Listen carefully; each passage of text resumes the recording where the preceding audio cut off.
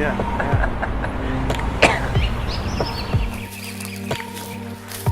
So you all went to Cleveland, right? Yeah, I graduated 87. He's 85. He was one year ahead of me. Yeah, he was Brian Crump and all that. Brian? Yeah. Brian.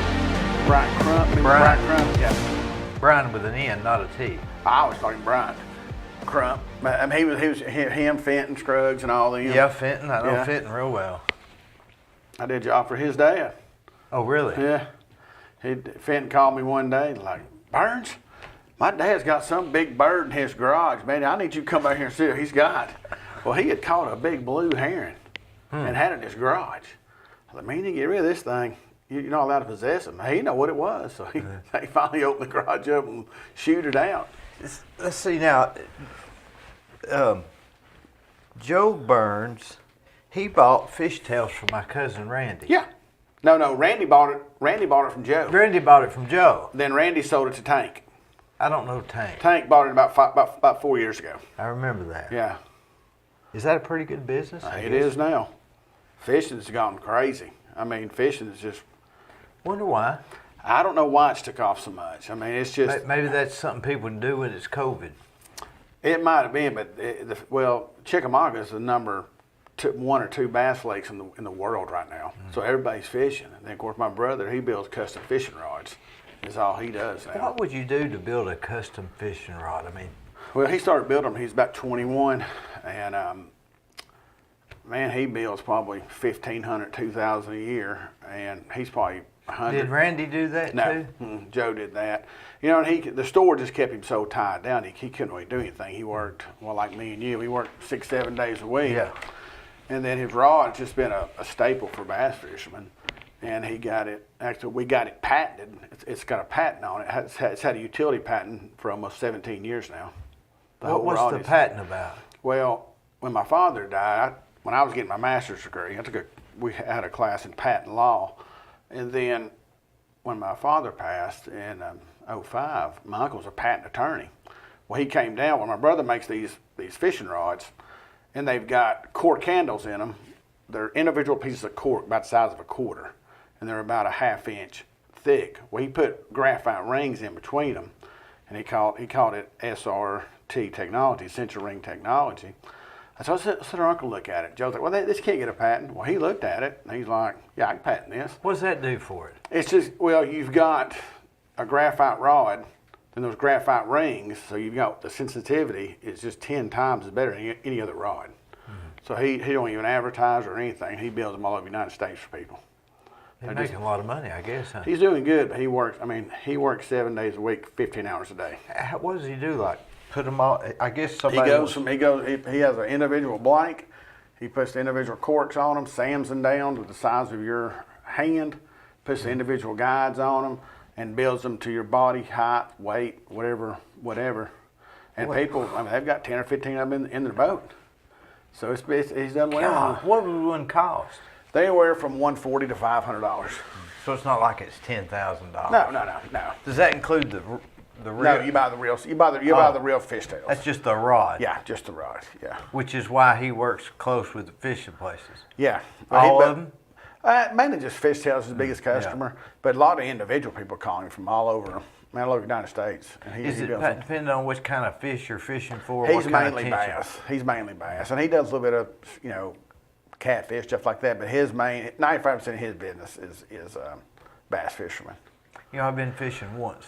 Yeah, I go with Randy. Oh yeah, Randy fishes a lot now. He goes quite a bit. Yeah. But I don't. I mainly crappie fish and walleye fish, but most other guys, they're How'd big you bass get fishers. into this? I had a friend call me, 12, 13 years ago. He goes, hey, my dad's got these things, or my father-in-law has got these big holes all in his pond. He goes, I don't know what they are. So, well, they're probably muskrats. What was you doing before then? Well, I've been in chemical sales my whole life. Did that for almost 25 years and actually retired January 1st and just started doing this. I was doing it full time, but just worked all the time. So I'm like, well, I'm just going to do it full time. So I retired from my corporate job and just started doing this January 1st. Mm-hmm. But anyway, so I went out there and he's like, well, he's got muskrats all in his pond. Well, man, get him out for him. He's worrying me to death over it. And this individual had a huge house, custom pond, and he just didn't like to look at it. So I went and trapped him out for him. And I said, he's good to go. Well, send him a bill. I said, I don't know what to charge him. Well, he'll pay you. So after that, word of mouth just started getting out. So my business has mainly grown from word of mouth. I've used you for years. Yeah. And just all the time people were calling, well, twice a year or something. But that's a lot, isn't it? Yeah, and but like I say, a lot of and I've got where I do a lot of corporate jobs for companies. I do most of the work for all the rental companies in Cleveland. I've got most of their business. But what do they call you for? Just hey, customer hears something in their attic. They smell something. They saw a squirrel going in, or their garbage cans turned over every night. And as soon as they tell me that, I know exactly what they've got. So I go over and take care of it. And you just learned that through trial and error? Yeah, through trade. Just picked it up, and started with about 4 or 5 traps, and then just as I made more and more money, I bought more and more traps. Then started buying better traps, because a lot of people will call me. It's like, hey, I caught this raccoon last night, and man, it just ate its way out of the trap. There's a cheap trap. Yeah. So when you do that, you'll never catch it again. So raccoons and skunks and squirrels my number one business right now, and it's been a real good year for snakes this year. I've got two raccoons that comes on the back porch if I'm here a little late, and they'll eat the rest of the cat food. Oh yeah. But they're no problem. The problem is they'll eventually crawl up in your house and start living. That's where the problem comes. Is people will call and they'll hear them in their attic at night, and they look for after they're getting your free cat food, they start living in your house. So that becomes a big problem. I hate to say this, but I believe there's one that over there above my desk. I can hear him come in and go up there, and he'll scamper around, and then he'll go. I guess he goes to sleep. Yeah, sleeps but all he day. doesn't bother anything. No, the problem with raccoons is about 80% of raccoons carry rabies. That's a USDA statistic. So every year in March and April, the Fish and Wildlife, they'll fly around and drop little packets of immunization all over Bradley County, Hamilton, Monroe, so the raccoons will eat it to kill so they won't have rabies. And it'll be on the news, the newspapers, and they kind of look like a hot hand. Just keep your hands warm with, and they soak them with fish, so the raccoons will eat them. That's how bad of a problem the rabies is with raccoons. So when they get up in an attic or whatnot, they defecate, and that's where the problem is. Their feces has so many diseases. And I tell people, just go to the website and look it up. And once they see all that, you start breathing that in. It'll make you sick. So most of the time, somebody will call and their attic's turning yellow, because those raccoons have been up there so long, they're using the bathroom in your attic. They don't go outside, they do it in your attic. So you'll start smelling it, or your attic will start turning yellow. And that's the first sign when people say, something's up there. Then you got to get up there and clean it all out. When was this first time you went to your mother-in-law, father-in-law's pond and did that? How many years ago has that been? 13 years ago. 14 years ago, would you have had any idea that you'd even have a shirt with your name on it? Oh, no, not at all. I mean, not at all. This was completely an accidental business. Accidentally. And just, went and bought 4 or 5 traps. And every year, my mother-in-law would call me, and she's deceased now. She goes, hey, I'm giving all the, son-in-law so much money for Christmas. Well, I'd take that money and go buy more traps. Yeah. So every year, I'd buy more and more and more traps. And that's how I started growing my business. And, unfortunately, I've just grown it where I've got probably 500 to 600 different traps now. My whole basement's covered in traps.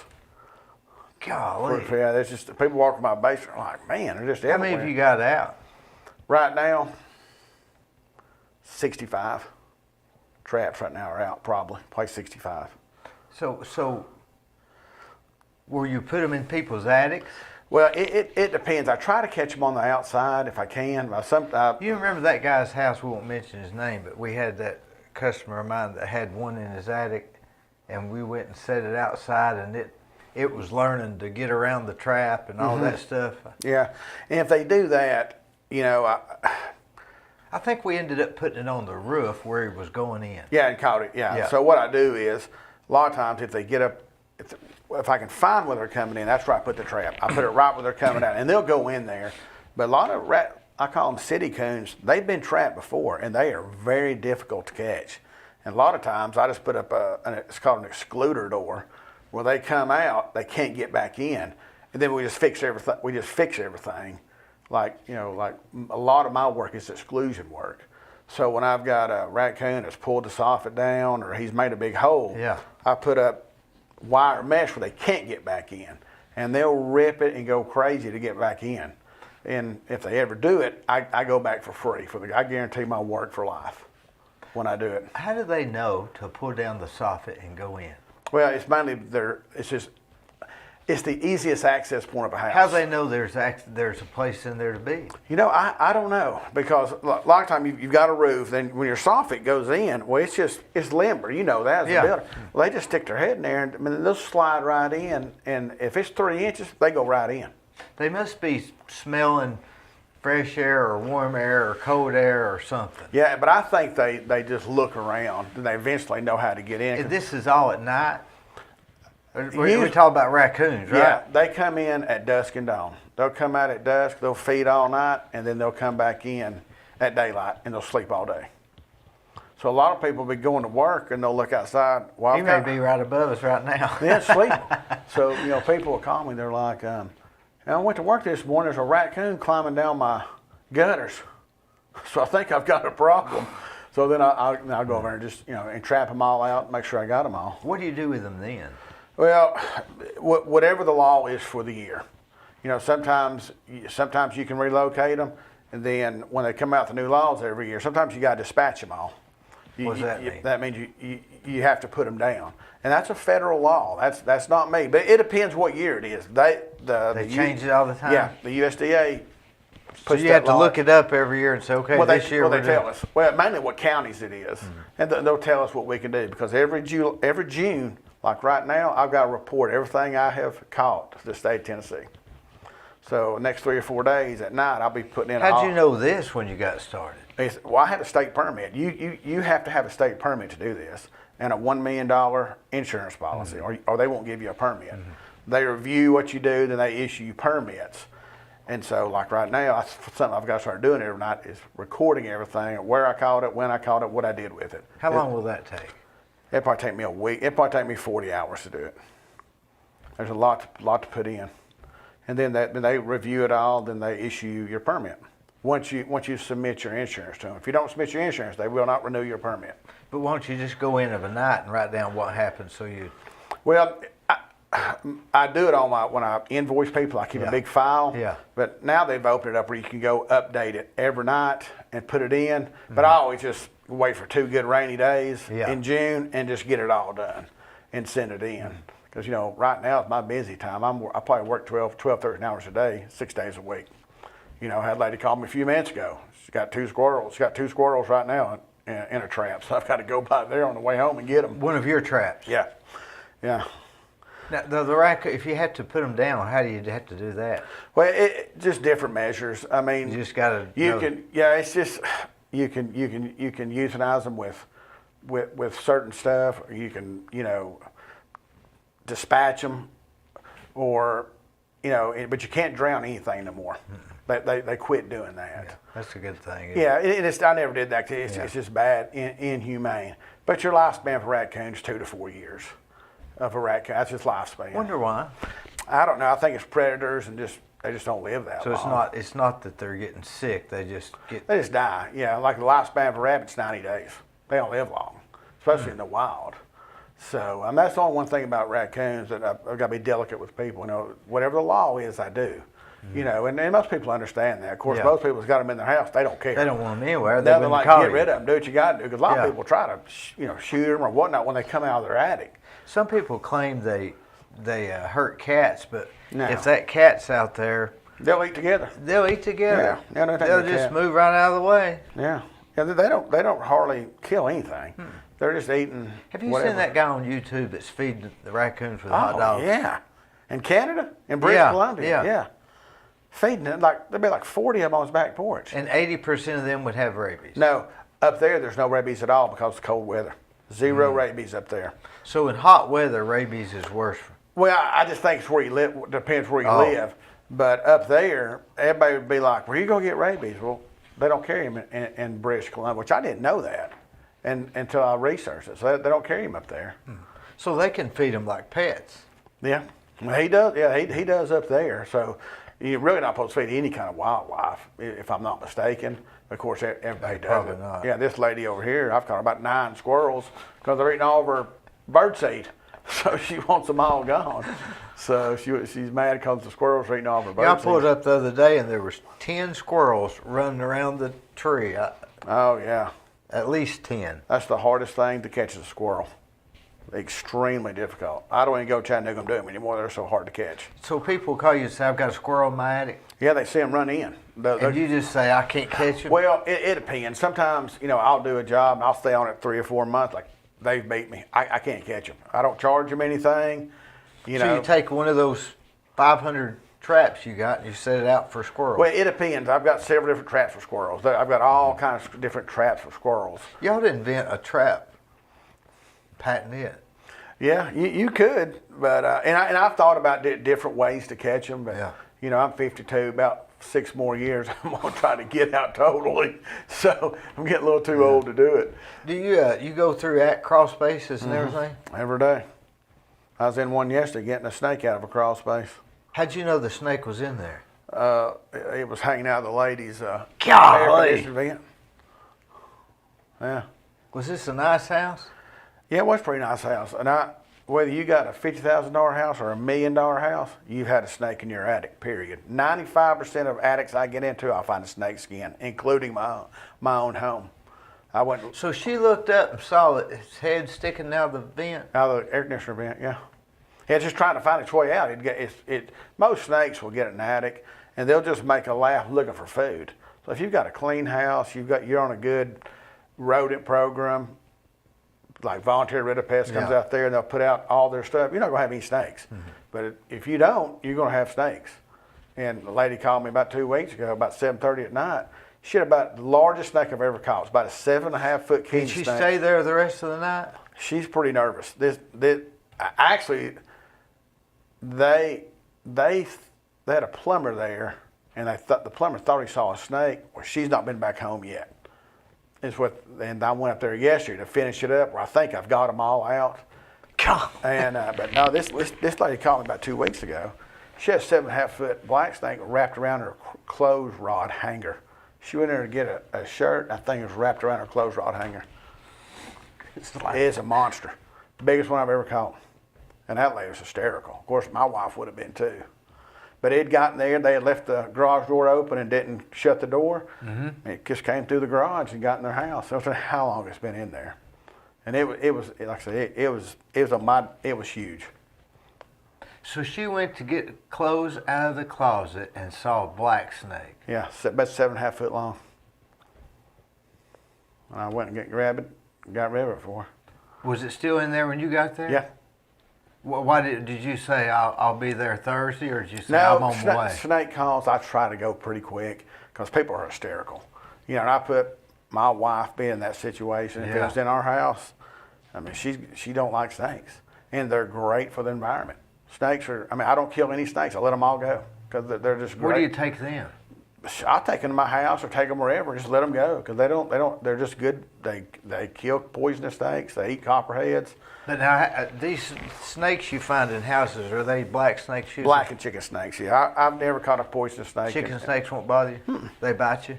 They ever don't hurt. They're just scared. They might nip you. Just grab them. And I just grab them by the head and the tail, take them out, or I put them in a snake bag and take them out. You take one of those long rods and and grab him. Yeah. And if I can just pick him up, I will. But that one was so strong, I could barely get it off the curtain rod. It was that strong. It's just unbelievable how strong a snake is. she'll never be able to go in that Oh closet no, again. she's terrified. You'd have to go into psychotherapy. Yeah. I started carrying contracts with me. So when I go to people's house, I was like, "How much you want for his house today?" Yeah. I got a Think contract about it. with me. Oh, they're terrified. But And you'd have, nowadays, I guess you'd have to put on the sales agreement, we found a snake. no, I'll keep it rented. What I would do. So, but it's been a good year for snakes. We've had a mild winter and a real rainy season. So when it's like that, you've all the vegetation. If you had a snake, if you had a cat in the house, would you most likely find the snake? No. No, because they're just too elusive. And most of the times, they're in an attic or a crawl space. They're rarely in your living room. They're just crawling around the rafters looking for mice is all they're doing. And, you know, and people call us like, you know, I saw snakes. I'll just walk around and look at the rafters. A lot of times they'll just be sitting there. But it, you know, it's a high possibility you could get in your house. But most times there's nothing in the house for them to eat. They're just after the mice in the basement. Or you know, a lot of times people will call and they've got a bird nest and it's crawling up the banister, the rose bush, and it's eating all the birds. So there's not many snakes in the attics as much as it would be in the crawl space? Well, of course, it's probably 50-50. If it's in your crawl space, you wouldn't know it anyway.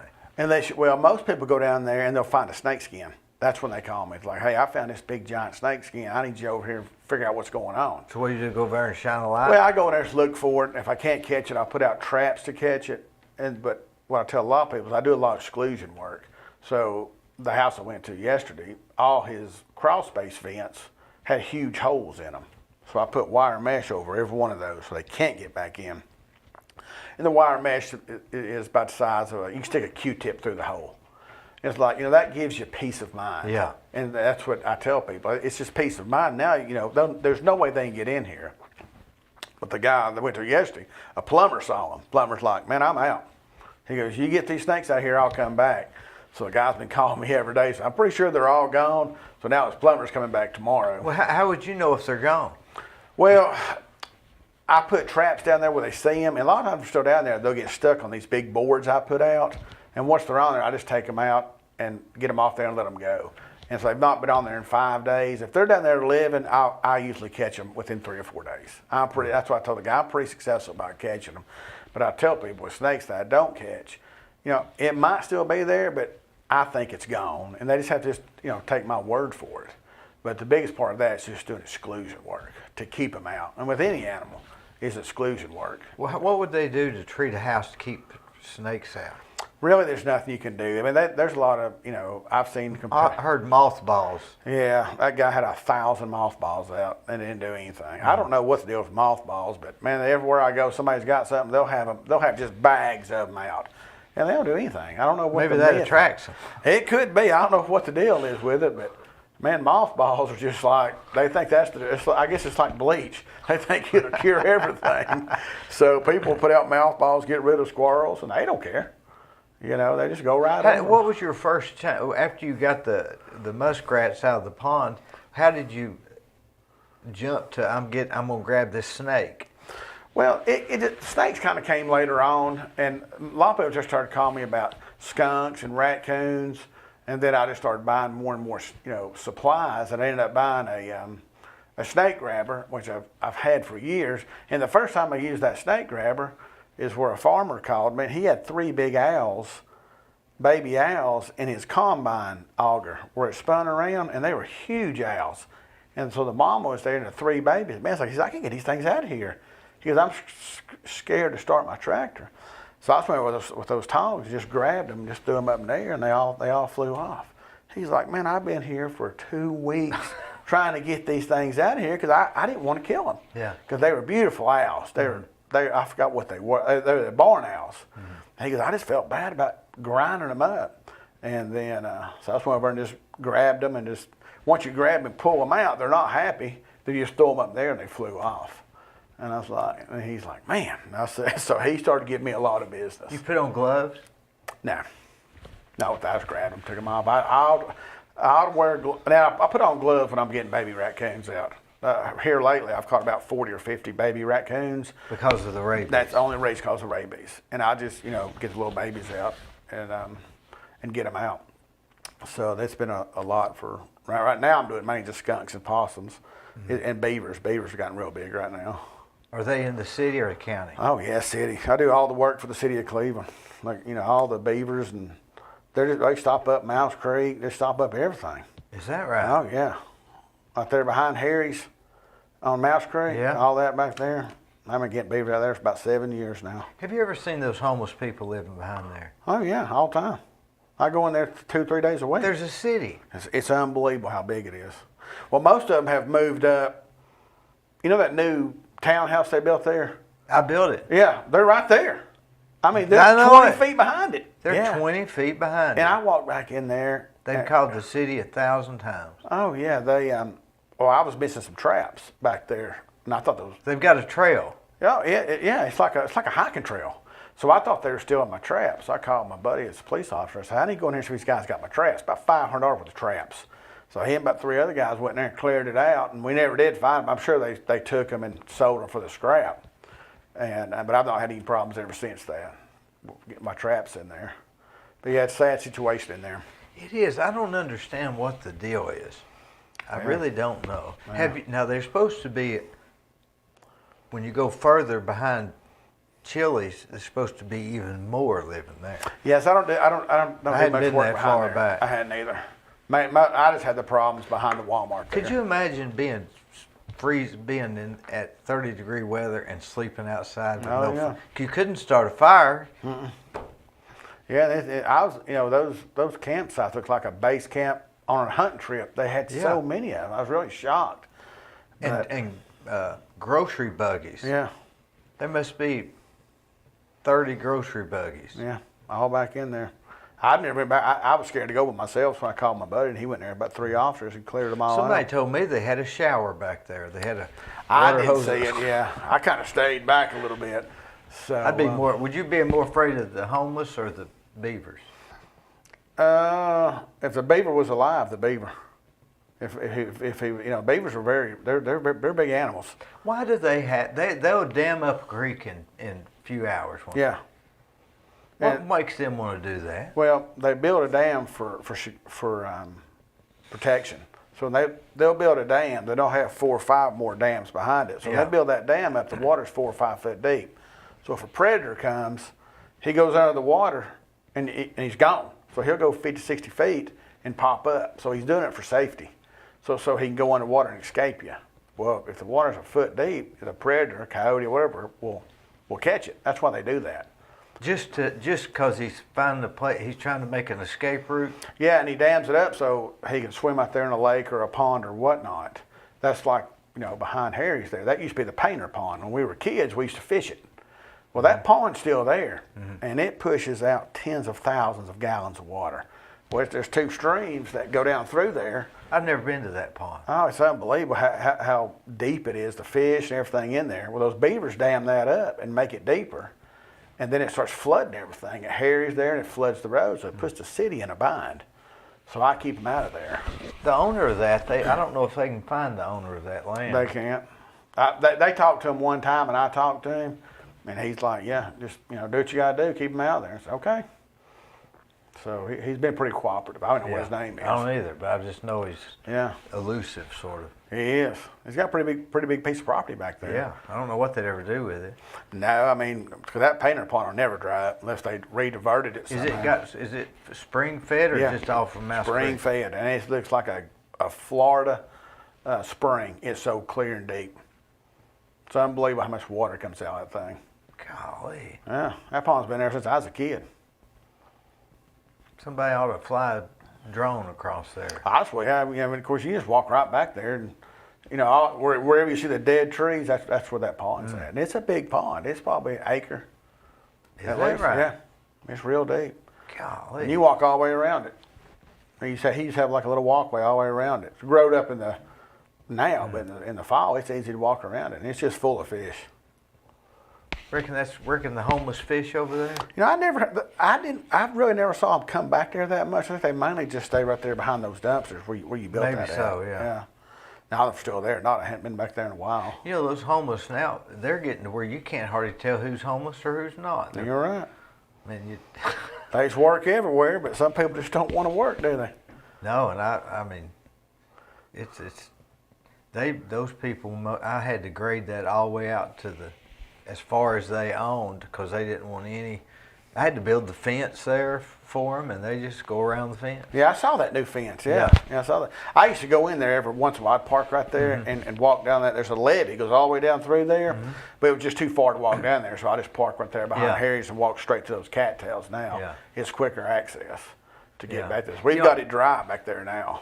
You know, I see some people going into Harry's that I think, are you one of these homeless people? Yeah, they could be. They would stop there at that building and plug their phone chargers into the temporary power pole Oh, really? I didn't notice to that. charge their phone. Wow. Homeless got a phone bill. Where Yeah. are the bills going? I don't. That's a good question. Yeah, that's something else right there. Maybe it's one of those prepaid deals. It could be. It could be. So. And every now and then you'll see them walk into Panera Bread with a old cup, Panera Bread cup, like they're just getting a refill. They could be. I've never not. They've got there's a lot of raccoons right there behind Panera Bread. You know that old there's like a water retention pond there. Yeah. It's full of raccoons in there. They've called me a couple times wanting to get rid of those raccoons back there because they're all in their dumpsters at night. If you was to drive around to those dumpsters at night, you'd see raccoons Every everywhere. dumpster in Cleveland. Yeah, because the biggest thing with my business is it's gotten so busy, it's loss of habitat.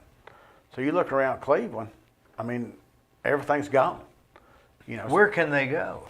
Well, they go to residential neighborhoods and get in houses, like right there behind where they're building that new car wash, where that Northern Tool. Yeah. My business by Tomahawk and Mouse Creek has went up 10 times because that was a big tract of land. That was all woods, Yeah. so it's all gone now. So all those animals, wildlife, have went to the neighborhoods. They don't have anywhere else to go. It's loss of habitat. Had a guy call me the other day. He left his garage door open, shut it about 1 in the morning, trapped a raccoon in there, and man, that thing destroyed his garage trying to get out of there. Put holes all in his wall. It's unbelievable. And finally got up in the attic, pulled the crawl space door and got in the attic. Yeah, and I went over there and called it for him. He was going on vacation. He said, man, here's the key to my house. He's like, get this thing out of here while we're gone. He goes, we can hear it at night up there. It's going crazy. So it's trying to get out. So I caught it the next day pretty quick. And it was just trying to get out because he trapped it in there because he was feeding his cat and stuff in the garage. Yeah. And he, like I do, sometimes you get to shut your garage door and lock that thing in there. And he had some plywood in there. And man, it had a thing of kindling, probably that big, scratched, where your garage door attaches to probably a 2x6. It's unbelievable how that thing almost chewed all the way through it, trying to get out. Because he could sense that He was probably outside. smelled the air. And Their claws that long, right? They're dangerous animals. It's the most dangerous animal out there. If they're cornered. Yes. If they're not cornered, They'll run from you. no problem. Yeah, they'll run from you. They walk like this, don't Yeah. Everybody wants them as a pet. And I was like, man, these things are extremely dangerous. That's what I tell people. And, and a raccoon's number one defense is, when he's running from a predator, he runs to a creek. Or if a coyote or a dog's after him, he'll get that dog or coyote to swim out to him. He jumps on its head and drowns it. That's how a coyote defends himself. That was on where the red fern grows. Remember that? Oh yeah, but that's how they defend themselves. Yeah. Then they just claw your neck or whatever. So if it got on you, it'd kill you. That's what I tell people. You need to get away from them. And they're big animals. Yeah. I mean, they're 8, 10, 12 pounds. Yeah, that one that comes up here is bigger than that. It's probably 10, 15 pounds. It's huge. He's eating well. Yeah. So he has 4 to 6 babies. They're every more. year. They're more. I mean, they'll wash their food too. Oh yeah, absolutely. In the cat bowl. Yeah. Yeah, they love living over here. What I'm afraid is the cat comes in on the doggy door on the back porch and stays out there in the winter. I'm afraid the raccoon will come in. It will. And they'll get in a fight, but so far they hadn't. Well, I've done several jobs for people where they've got up in the middle of the night and they've heard something and they've got a cat or a dog door and they've come in, raccoons be on their table eating all their cereal. Then they go right back out. It happens all the time. They may do that regularly. Yeah, and that lady kept hearing stuff and walked down there and she had 3 raccoons. I ended up catching 13 raccoons out of her house. And they were going through that doggy door. So finally she got on Amazon and found her one where she locked it every night. When her cat came in, she put a bar or something through it to keep it out. But that's pretty common that was coming in your house. If you didn't know it, they could come in and leave and just Well, a lot never of know times you can smell them because they'll destroy a kitchen. I mean, they'll tear all the boxes apart. So a raccoon's worse than a squirrel. Well, the only problem about squirrels is they love chewing wires. That's the only bad thing about a squirrel. They'll chew all your electrical wires. Now, why do they want to do that? I don't know why. And it's mainly with older homes. Like I'll go to houses catch squirrels, and they're like, make sure there's no damage. Well, their utility lines, their electrical wires will be stripped. And if you need to call electrician, put junction boxes in here. Some way you can rewire your house because they're exposed wires. And I've had them where a squirrel's just been electrocuted with the mouse still on the wire in attics. But most squirrel jobs I get, they've got to get an electrician there to replace all that wiring. You could keep an electrician busy. Yeah, if you can find one. Yeah. Well, you can't hardly find You anybody. can't find nobody to do anything. So I don't do any of that. If it's pretty simple, I'll put some black tape over it and say, hey, get somebody out here. But it's just hard to find anybody. Do you have any help at all, or just one man? Well, my little nephew's helped me right now. He's 16, so he's learning the trade now. So if he wants to take it over, he can one day. So it's really nice having a little young, stocky 16-year-old that get out and wants to work.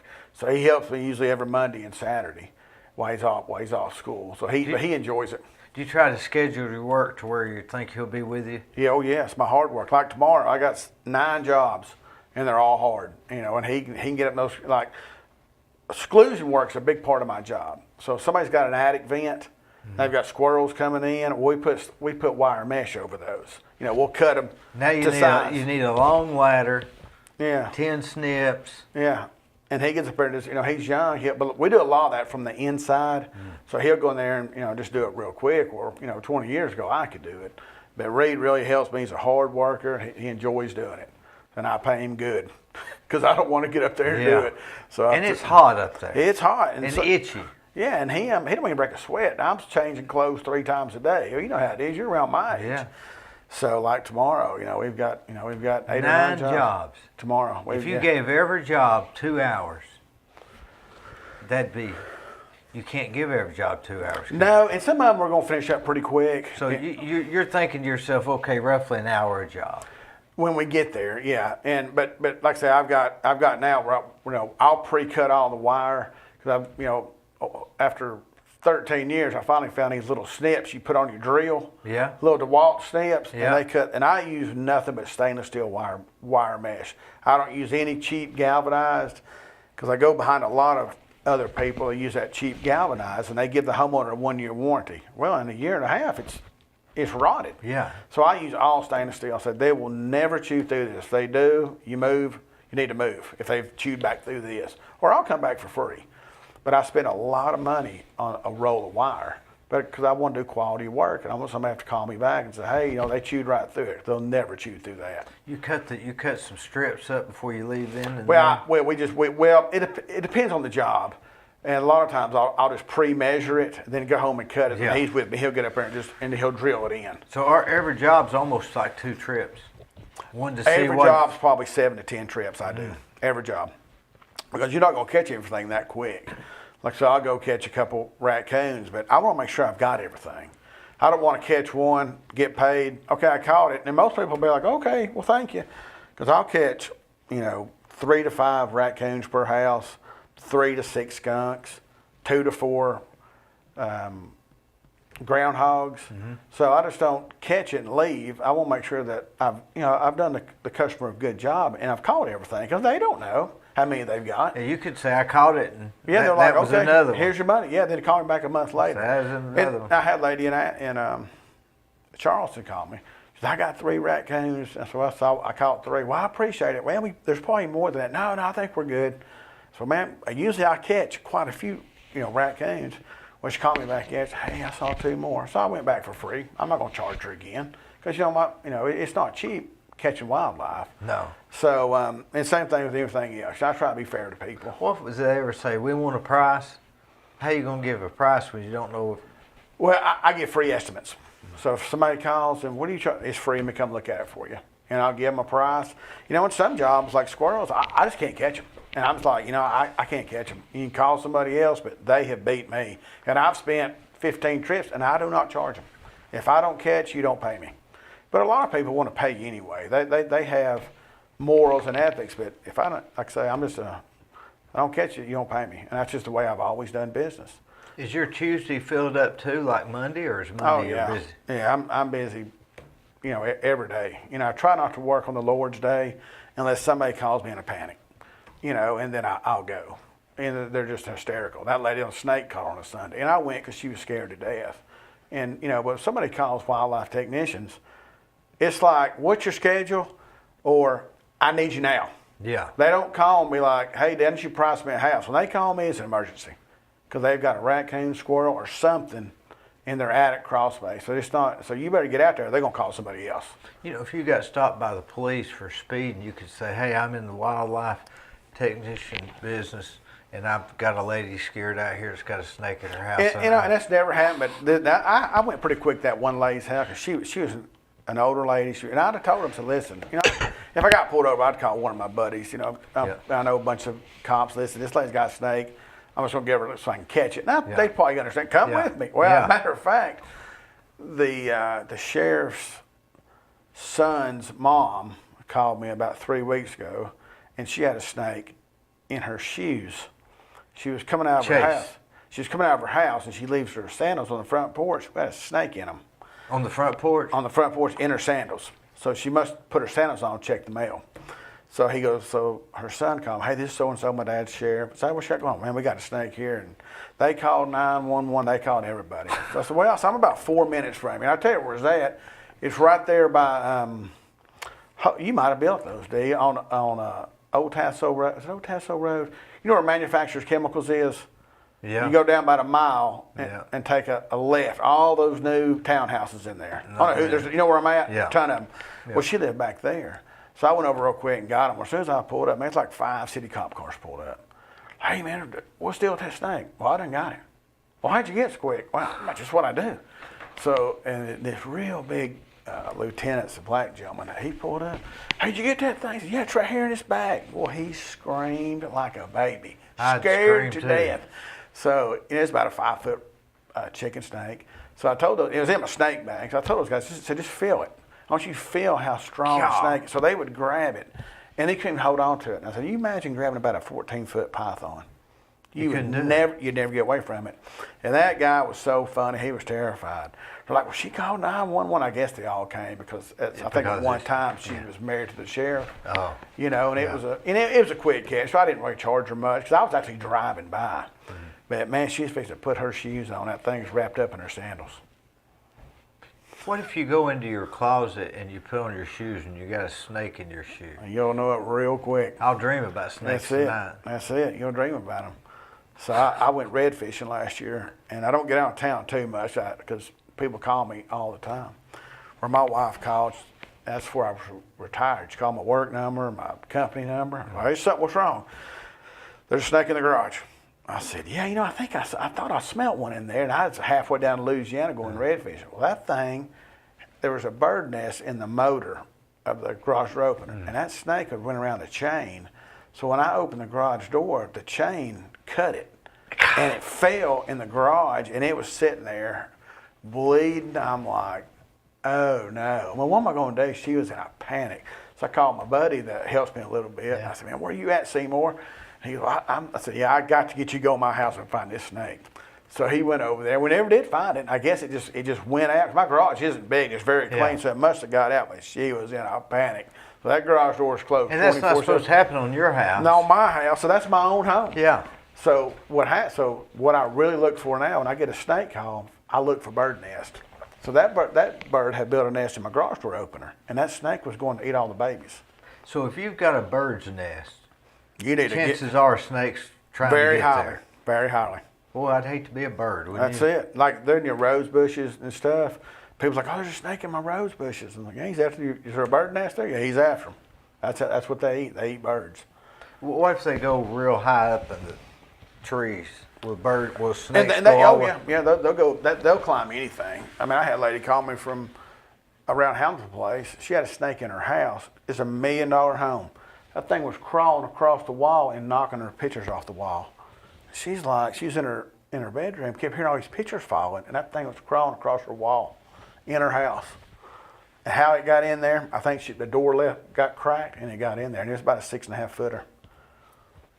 And she's hysterical. She gets a bird nest, she calls me, come get this bird nest today. I'll pay whatever you want, because she's terrified as of today. She had me put wire mesh over her vents, like in her hardwood floor, and drill the vents down to the hardwood. That's not a bad idea. $1 million house, because she was afraid they were going to come up and knock the vents off. So I put wire mesh over them, then drill. I said, now, ma'am, you've got beautiful foot. I don't care. Drill those vents down where no snake gap through here. It's okay. Went through her whole house and did it. Yeah, and That's not a bad idea. Yeah, You could go around just doing that to people's houses. yeah, drill them down. And like I had a guy call me that day. He had a possum in his ductwork, and it was chewing through the metal vent to try to get out. And his wife called me. He was at work, and he had gotten her air duct and trying to get out. And she showed me a video of it. Big possum. So a lot of wildlife gets in through your air conditioner. So most homes now have a split unit. When I grew up, it was just the package. The package. Yeah. So when they do that, a lot of guys will put the rain guard on it and just come to the back of the ground and stop. Well, animals just dig underneath that because it's so wet from the. That's where a lot of water comes in. Yeah. Too. So they're digging the worms up. Then they just go in there, and once they get in that rain guard, you got 2 trunks. Well, they go straight in there. Well, they'll dig that trunk out and live in that trunk of the air conditioner. Well, when I was a kid, all of ours were metal. Boy, your mom and dad's is all metal. Yeah. Now it's just cheap. Got that shroud over it. Yeah, you just stick your finger through it. And a lot of air conditioners, the package is, when you sit them down, they've got big holes underneath them. That's where the fork trucks lift them. Well, a raccoon, skunk, possum, anything goes right through that. When it goes through it, it accesses your house. Another thing is they'll build them so close to the ground that when they put those package units on the back and they go in, they're actually digging down. Mm-hmm. And so that's if the crawl space is higher, then there's less chance of that happening because the hole's up a little higher. Yeah, but probably 80% of my wildlife goes through a ductwork, 80% of it, and they destroy it. And they've got to come get it all. But now, when you figure that keeps one guy busy, I guess other people do this, right? Mm-hmm. Yeah, there's enough work in Cleveland for everybody. But when you figure all the houses in Cleveland, probably not. Odds of me having a snake in my house are very slim. Well, it's very slim, but like I say, 90% of attics I get into, I will find a snake skin. But they've just made a loop and they've left. They didn't find any food. And that's why I tell people, get somebody out here, like Volunteer Rid of Pests, and get some bait boxes up here. Because if you got mice, you're going to have a snake, period. They will find them. Now mice under a house, that's pretty common, right? That's common, but that's where those snakes, they'll go through those attic vents or through the air conditioner and look for a snake. I'll look for the mice. And if you're crawl space, like everybody's doing this encapsulation right now. Yeah. They're cleaning it, like most crawl space I go, they're dirty. They got all, everybody builds a house. They want to keep their lumber. And they're never going to use it, but they'll keep it for 50 years. Yeah. Like, you need to get all this out of here if you don't want to have snake and rats. Because right now, mice, you've got these big European rats now. They're about 9 inches long, got about a 9-inch tail. They're everywhere. I've got about 5 jobs going on right now, and they're monsters. And they'll chew through a door to get in your house. We clean the crawl space out, level it, take all the wood out, and put a thin layer of gravel all over the crawl space. At least there's nothing in there that's going to attract them. But 95% of houses don't have that. They just got just mud, whatever. No plastic. No, nothing. No vapor barrier. So I used to do a little bit of that vapor barrier. I don't do it too much now. I work a lot with Volunteer Rid of Pests. I do all their wildlife removal. So they got young guys to do all that. So a lot of people are into that encapsulation now. Is that Carl Collins' sister? Volunteer Rid of Pests. Not Eric Gardner. Oh, Eric. Yeah, I think he bought it from her. He might have. Yeah. Well, I think his dad started it. His dad started, then Eric took it over, if I'm not mistaken. I believe you're right. Yeah, but like I met Eric about 6 years ago, and he's a nice guy. He is, and he's like, man, he lives and breathes. He's done pest well. Control. Yeah, he's done well, and he's like me. You're not happy, don't pay me. And I'm sure some people I've done work for are not happy. If they tell me, it's like, hey, you're good. You don't owe me nothing. Mm-hmm. If I'm gonna pay you something, it's like, man, put it in your offering plate on Sunday, and we'll both be happy.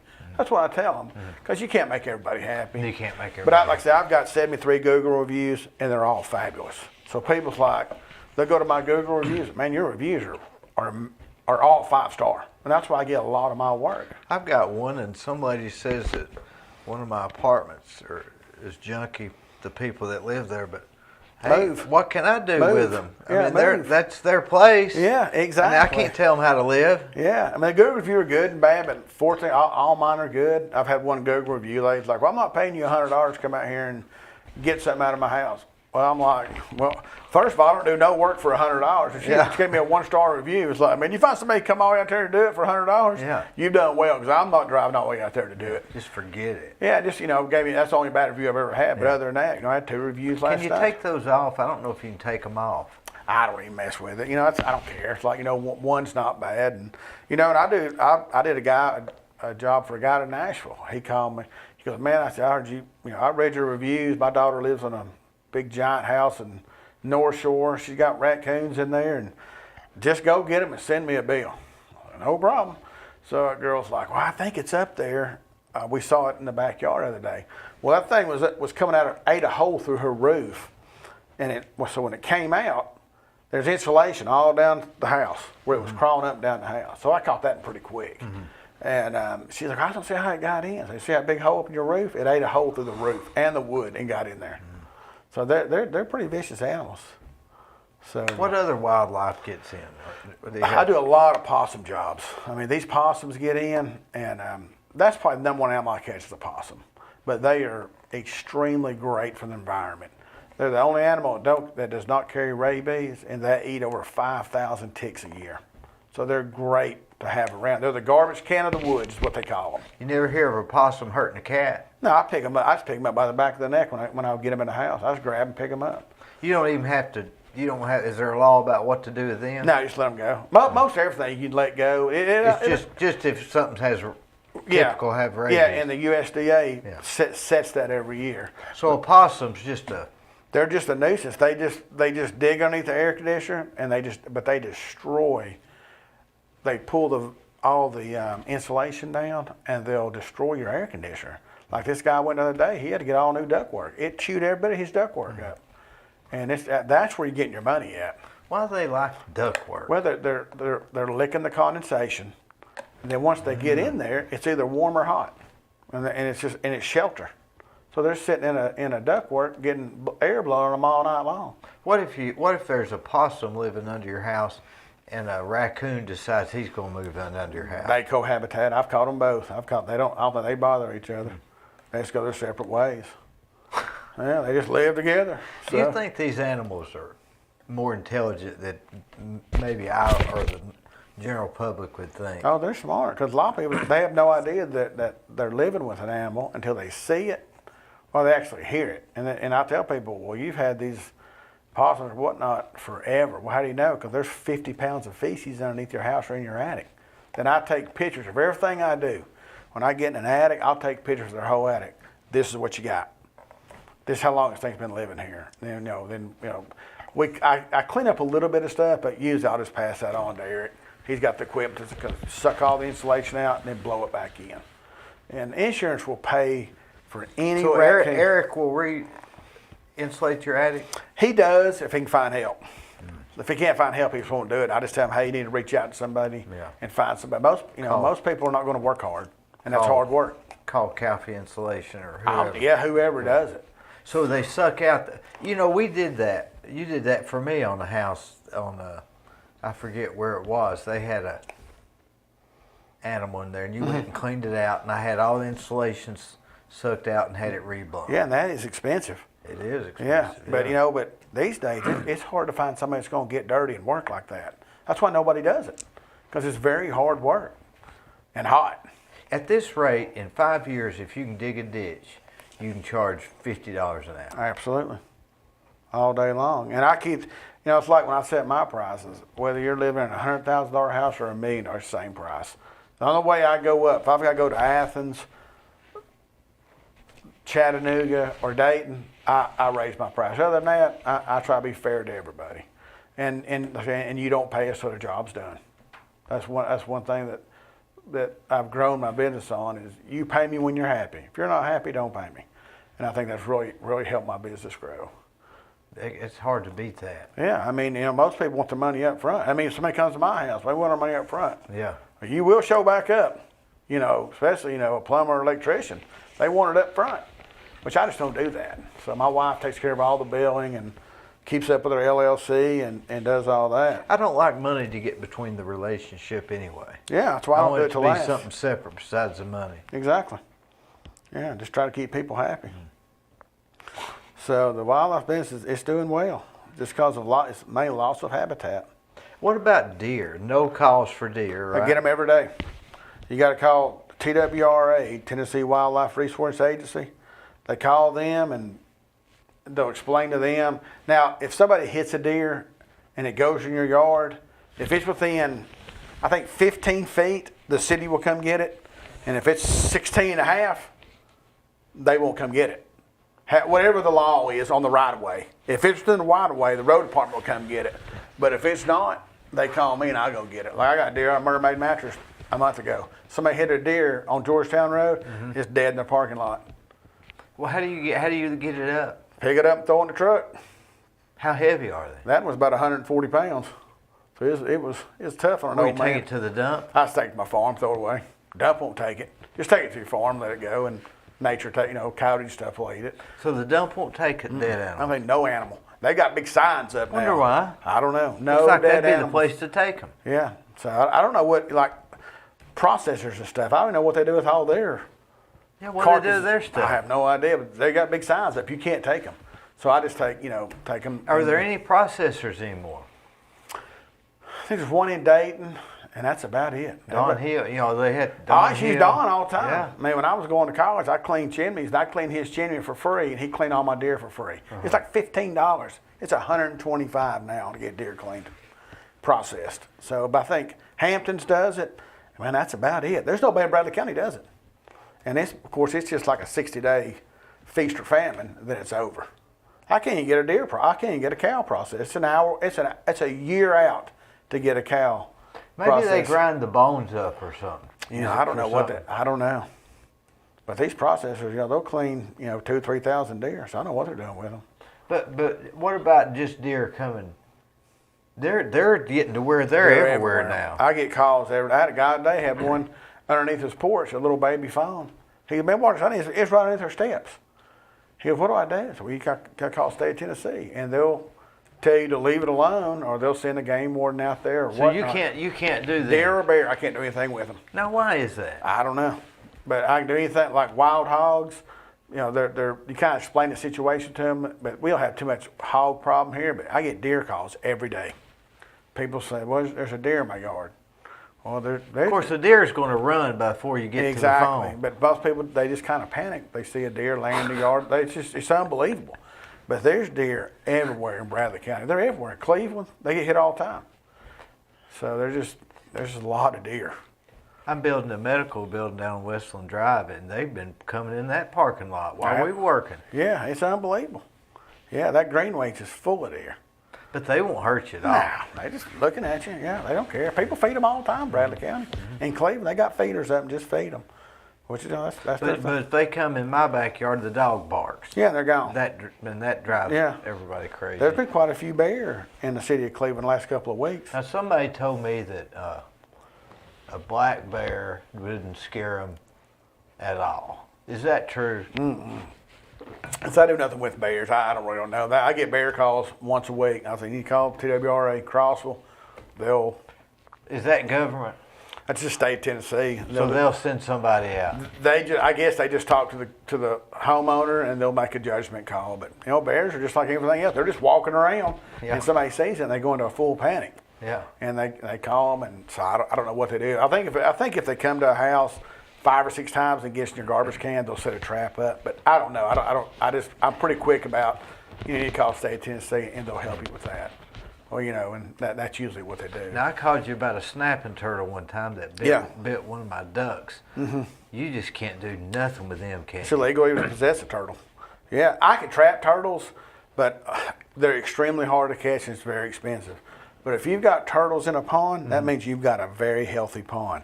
But they will feast on ducks, baby ducks. They'll eat every one of them, and there's nothing you can do about it except get rid of all the turtles, which is No, they're not just turtles; they're snapping turtles. yeah, big snapping turtles. Yeah. Where do they come from? Well, right now they're just migrating. If you look, you start driving down the road, you'll see snapping turtles dead on the side of the road because Because the snapping turtle's always oh, like they're this, big. but yeah. Oh, they're giants. They're right now. They're mating, and you'll see them walking down the road, crossing Key Street, and they're out just looking for different places to go to mate. So they're. I mean, in Charleston, there was one walking down the side of the road, and it was like a hubcap walk. It was a giant, and it was just going to somewhere else to live. But they are so evil animals, aren't No, they? Those well- snapping turtles. Well, they're just living. I mean, they're just looking for food. You know, like killing your baby ducks or, Well, this or fish. duck, it bit its leg, and its leg was broke, Oh, and it yeah. was trying to run around like the other ducks. And You eventually get it. you know, a lady took that duck because she fosters hurt ducks. I didn't know they did that. I'm sure there's a lot of people call me about rehabilitation. It's like, hey, you know, I don't do that. I'm a state licensed trapper. It's all I do. And so a lot of people call wanting you to do What stuff. about snapping turtles? Should I get set out traps for those? No, because they're really good. They keep a pond in balance. I've always been told that if you've got a pond full of turtles, you've got an extremely healthy ecosystem. That's what I've been told. I've just always passed that on. But you know, that's just, and they don't get all the ducks. They're gonna get they might get some, but it'd be hard. Of course, a lot of people they get mad and just shoot them. But I don't do too much with turtles because they're just so hard to catch. What can you even do with them? Well, Now, we had one down at that building I built in Chattanooga where it's, in the footer. yeah, Uh-huh. and did I call you about that? Yeah, something like that. You know, if somebody couldn't get it out, I just go over and grab it, just lift it up, and let it go on its way. And that, but it like I told you, it'll leave, and it did. It did, It yeah. just got lost, and it'll get up and leave. What we did was we dug it out where it'd have a place to go, and by morning it It's was gone. That's why I told you it'd be gone next day. That's what I tell a lot of people. But I don't get too many calls on turtles at all. Just a few where they've just got a duck or they've done something. So, but like I said, I get maybe 4 turtle calls a year, if that. Yeah. So they're not really too bad. The snapping turtles, will they bite your toes if you're in the pond? You know, they might. I think maybe they'd run from you, to be honest with you. You know, we never heard of anything like that, but they don't want to be around you. They're like a snake, man. A snake tries to get away from you. Every snake I go to, he's trying to, you know, once he gets corner, that's when he gets defensive. So, but most snakes they're pretty, once you catch them, they're pretty easy to get. But they're just wanting to get away from you like anything else. Do you ever get sitting down at night and you're going to watch TV and somebody calls and you got to get up and go Oh, out? yeah, all the time. But it's a judgment call. I might do it if it's a single lady or an elderly lady, if she's in a panic. You know, What will that happen? Twice a month that they call in the evening? Yeah, 2 to 4. Yeah, maybe once a week. People will call, and people they call me all the time. I mean, they just because when they call wildlife technicians, it's an emergency. It can't wait. You know, and you know it's like this lady with these squirrels. I've called 9 or 15. I mean, But you can say, hey, I'll come back tomorrow or Yeah, and Thursday. I'll tell them what you got going on. Well, Yeah. you know, so I'll come by in the morning. Well, I want you to come by tonight. Well, this is the cost for me to come out. You know, but if it's a snake, I'll go for people because I just know that they're in a full panic. But a lot of times people's like, hey, put me on your schedule. But we try to do 1-day service. Somebody calls me, I'll go that day. Might not be able to get to it, but at least I'll go look at it and give them a price. And Saturdays too. I worked all day yesterday. Yeah, and be working a little bit this evening. But this lady here, she don't. Now, when you say you worked yesterday, how long did you work till? I got home probably about 5. So You you know, worked all day. I worked all day. Well, when you're self-employed, just like you work, man, and to be successful. And if you have, the more help you have, the more problems you have. Yeah, you know, like I said, and I got my little nephew. He's starting to help me a little bit more. And people, like somebody calls me with a skunk, you know, I try to go that day. I try to put them in priority. Because if you get a skunk in your house, a lot of people they have to go get a motel room. They're not Yeah, we hadn't talked about skunks. Are Yeah. they dangerous other than No. spraying you? best smell in the world, man. My wife tells me when I first started, she said, "Oh, you smell like a skunk. You smell terrible." And about 6 months later, she goes, "You know, it smells like TJ Maxx." That's right. She gets all that money and goes to TJ Maxx and buys stuff for the grandbabies. Yeah, what do you do when you get in and you smell like a skunk? And I just take my clothes. I rarely smell like a skunk. If I do, I'll take my clothes off outside, give them a day or two, then wash them. No problem. Yeah, I don't get sprayed too much unless when they're mating, they're just spraying all the time. They're doing that to attract a female, and so February, March, and April. I guess female skunks like that smell better than. Well, the males are fighting each other, and then they're spraying, and and it just gets. I mean, you can almost taste it. It gets so bad. But that's where I make the most profitable skunks, because they are destructive. They claw and they just do everything. So I mean, my records, I caught 15 skunks out of one guy. 15 skunks out of one guy's house.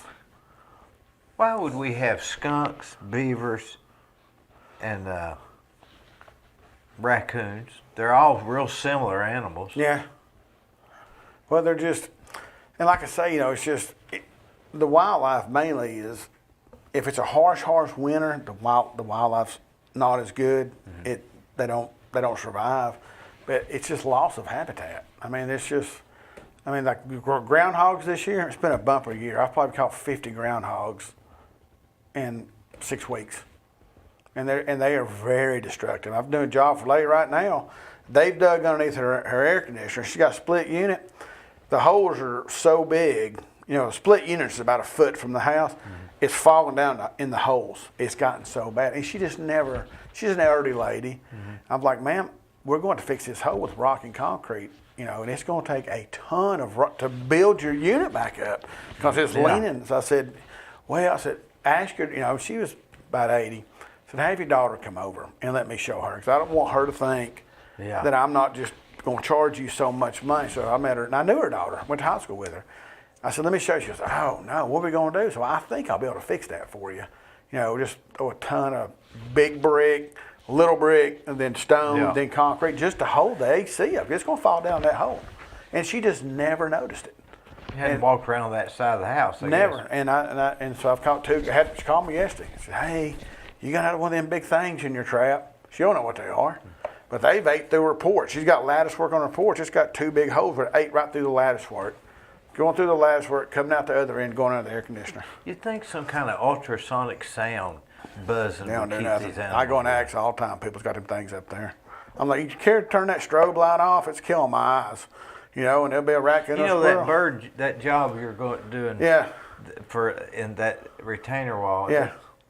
That I saw online where they had these silver things that spin. Those are mainly put out for woodpeckers. That's the main, and it works a little bit with woodpeckers. These owls, hawks, people buy, they just sit on them. They don't care. They just sit around. I tell people, I'm gonna buy all these hawks. You're wasting your money. And then I'll see them out. Hey, all that stuff I bought. They just sit on their heads. They don't care. Well, you go to a marina and you'll see those fake owls everywhere. Everywhere. And there's thousands of birds flying around them. And if you go to, that's why these travel trailers have those lights that look like owls, I guess, right? They think they're. Well, you go. Some of these plastic lights are shaped like owls. Yeah, they don't do anything. Like you go to Lowe's or Home Depot. You ever go to the garden center? Yeah. You ever hear all that crazy noise in there? You know what that is? That's a predatory bird trying to scare the birds off. So next time you go, you're hearing all this crazy sounds in the garden center. Yeah. They've got big speakers up trying to scare the birds off. There's birds everywhere in there. They don't care. But that's what so I always tell people. They're like, man, I always hear that when I go to Home Depot or Lowe's. I didn't know what it was. Those are predatory birds. They're trying to scare everything off. It's like there's birds everywhere in there. It don't work. Just, nature will take back over quick. The only way you can stop is exclusion, period. Put up bird netting or bird spikes. That's the only way you can stop it, and they'll leave. When you say exclusion, you mean a barrier. Barrier. Keeping stuff out, like putting the... only way to keep them out, not let them in. Don't let them in. If you can't, just like your kids, if you got children, man, you stop feeding them, turn the internet off. Yeah. They ain't coming home. Same way with animals. Exclusion is 85% of my business. And I tell people, we've got to do it. When I catch them, I've got to fix it. Well, I'll do it myself, and that's fine. But I do not guarantee my work if I don't do it. Those people will call me back 3 months later. Those skunks are back. Did you fix the air conditioner? No, we want you to do it all now. So what do they do? Just remember where they were staying? They go Well, back? I show them. I'm like, people's like, I've got skunks. I have no idea where they're getting in. Well, I'll walk around the house and I'll find it immediately. That's just what I do. So I'll either put concrete and rocks in there to keep them out. And a lot of people's like, well, I'll just do it myself. Well, that's fine.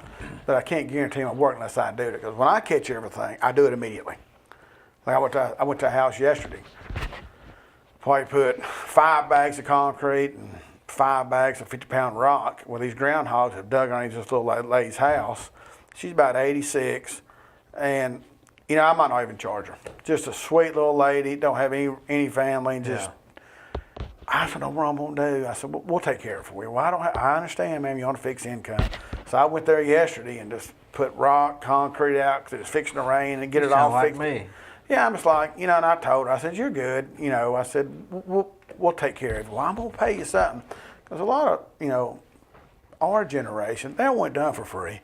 Yeah, and I tell her, I said, ma'am, and I'll probably tell her, where do she go? I go to church, over here. Just put a little something in your offering plate. We're good. That way, you took care of God, you took care of me, you took care of yourself, and you'll feel better. I do that for quite a few people that I know they can't pay, but their kids ain't gonna come do it for them. No, if they were, they'd be there. They've done it, so I go do it for them, and that's probably what I do with her. Just sweet as can be. Lives up in Charleston, and these groundhogs have took over her yard. They're everywhere. They're eating her tomato plants. She's in tears over her tomato plants. I said, hey, we're growing them, so I'll bring you some. So I'm going to try to finish that job up Wednesday. But I went laid How on many my concrete. tomato plants you got? We did 4 tomato plants, 4 pepper plants, 2 squash. It's the first garden me and my wife's ever done. So we went and built this little thing in the backyard. It's about the size of this table. So we put our little plants out. They're all about this big. That's fun, isn't it? Yeah, and I'm like, man, do you think we got enough stuff planted? Because when you first plant it, it don't look like nothing. Yeah. Man, you walk out there now, it's to the ceiling. I'm like, holy cow. We just like to keep the grandkids from picking everything. They want to go pick everything. Yeah. It's not ready yet. So she got her first pepper the other day. My wife, Natalie, she's ate like an apple. I was like, they're good. Those I can't banana. do that. Hey, she ate that green pepper like it was an apple. Is it banana pepper? We do banana pepper. We like red. We like red pepper. So she retired a couple years ago. So she does all my website stuff and all the billing. So we've been blessed. I go to the farmers market over on Peerless Road. We go to the one in Charleston now. There's a little one in Charleston there Mike Brown owns. Let's see. The doctor's office used to be in Charleston, little doctor's office right before the gas station. Yeah. Well, they moved across the street where his wife Tina's got a little farmer's market there. Oh, so, I didn't know it was yeah, across so the street. we live in Charleston. They used to be under that shed, right? Mm-hmm. I don't know. But she's there now, and she makes homemade banana nut bread and all kind of stuff. Do they have homegrown tomatoes? Oh, yeah. He's got a huge farm on the river. So their produce is fabulous. So we've been going there. They even got baked potatoes. Yeah, they're good. So we try trading Charleston. They already baked the potatoes? No, you just take Just them you home. go bake them. And nobody can bake a potato like me. My buddies even call me like, hey, how do I need to bake a potato? And I tell them, $3.75, 2 hours, and you're good to go. You put butter and sour cream? Just butter. Salt? No. Pepper? No. Pepper, cracked pepper. We're cracked pepper. Yeah. We're cracked pepper fans. I like a lot of pepper. So we cook a You lot. ever put Worcestershire sauce on it? No, that's good. I'm a teriyaki man. I can't eat that teriyaki. That's it. That's me. I love it. It's kind of sweet to me. Oh, I like it. Is it sweet to you? It is, but I like it. I'm just, like when I go Hibachi Express, hey, that Shannon used to be a customer of mine. I sold him chemicals. That's my favorite place in the world to eat. My wife's like, it swells my eyes. I can't eat there. Which one's the over there by Hibachi? Jenkins? By Jenkins. Oh, yeah. And I go love to eating there. the Thai restaurant next to Shoney's. Yeah. They're good too. Yeah, it's good too. Same food, right? It's just rice. I guess. I like the Hibachi Express. But I like homegrown tomatoes. Oh, my wife eats. I don't eat them at all. She loves them. Oh, I come about November the 4th. That's when the good ones come out. Yeah. About the 4th. I'll just eat that and saltine crackers for a month. No, she just takes them off the vine and eats them. I just can't. No, our grandbabies, they love those tomatoes, but I don't eat them. Homegrown tomatoes. I just like, I'm a squash and zucchini man. That's about all I do. I like squash. Had a squirrel over today in the garden. I'm like, big boy, you need to get out of the garden. You don't know who he's messing with. Yeah, you have any idea who I am? You know, what I do for a living? Do you think animals have evolved from what they were 40 years ago? Yeah, but in today's time, I think I think there might be less just because of habitat. But I mean, is being smarter or faster or anything They're like probably that? smarter now because they've had to migrate with humans, and to live with us. I mean, you imagine Cleveland when you went to high school. I mean, there was nothing here. Nothing. And Cleveland has gotten crazy. As much stuff as came in, so wildlife is still flourishing, but it's flourishing in subdivisions and you know, the mall. I mean, I went to a realtor the other day, had a raccoon fall through the ceiling. Yeah. That'd scare you to death. Oh, those girls were flipping out. And I caught it pretty quick. They get insulation everywhere. And it was scrambling, I guess. Oh, yeah. So I caught it. And it was an extremely mean one. And, you know, you got a bunch of girls in there. And what about the birds' nest in gutters? Do you get that a lot? I don't have many gutters. Most of my bird nests are, they get up in the soffit. I went to Mallard Cove the other day, and ladies got birds. And, of course, when the soffit hits the roof, it's just, there's nothing to hold it there. Especially with this new vinyl siding. Yeah, and that bird, it was just nest everywhere, poop. So once I get them all out of there, I'll take that wire mesh and I'll fix it. I'll drill it to the roof and the soffit where they can't get back in. Because they'll tend to go back to the same spot they got in. Every animal will. So you catch any animal and you don't catch them all, the offspring will go right back to that same place they were born.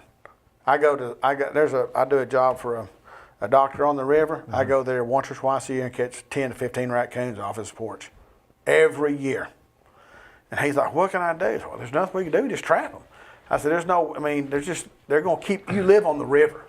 So when they have their babies, they're going to keep coming back. So I go there every year, you know, and get them off his porch. Have you heard these stories about dogs that travel miles and miles and miles to get back with their... You believe that? You know, I guess you'd have to, because you see quite a few stories like that. Yeah, there's a lot of them. There's a lot of stories like that. If they made a show just about that. Yeah, you'd do well. There was one cat that they had. They went like 3,000 miles. They moved from like California. Yeah, and it made its way back? Made its way back, and they've never figured out how it did that. Well, I just think wildlife, they just got a sixth sense about how to get places. But what about dogs and cats? Same thing? It must be. Yeah, I mean, you know, I've had people have cats, and they'll be gone for like a week. They just show back up. Mm-hmm. Like, but they think, you know, they just thought something had happened to it. What about coyotes? I get a lot of calls on coyotes. I don't do any coyote removal in the city.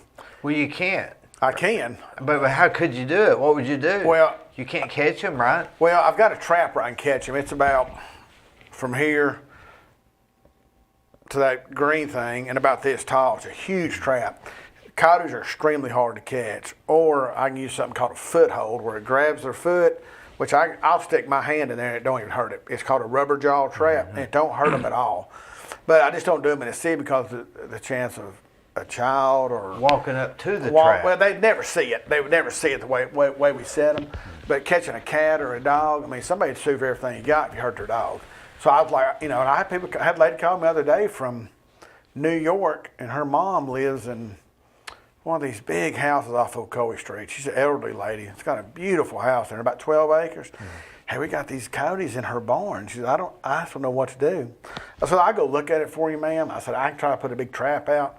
This is the price. But I said, they will leave. They're just having their babies there.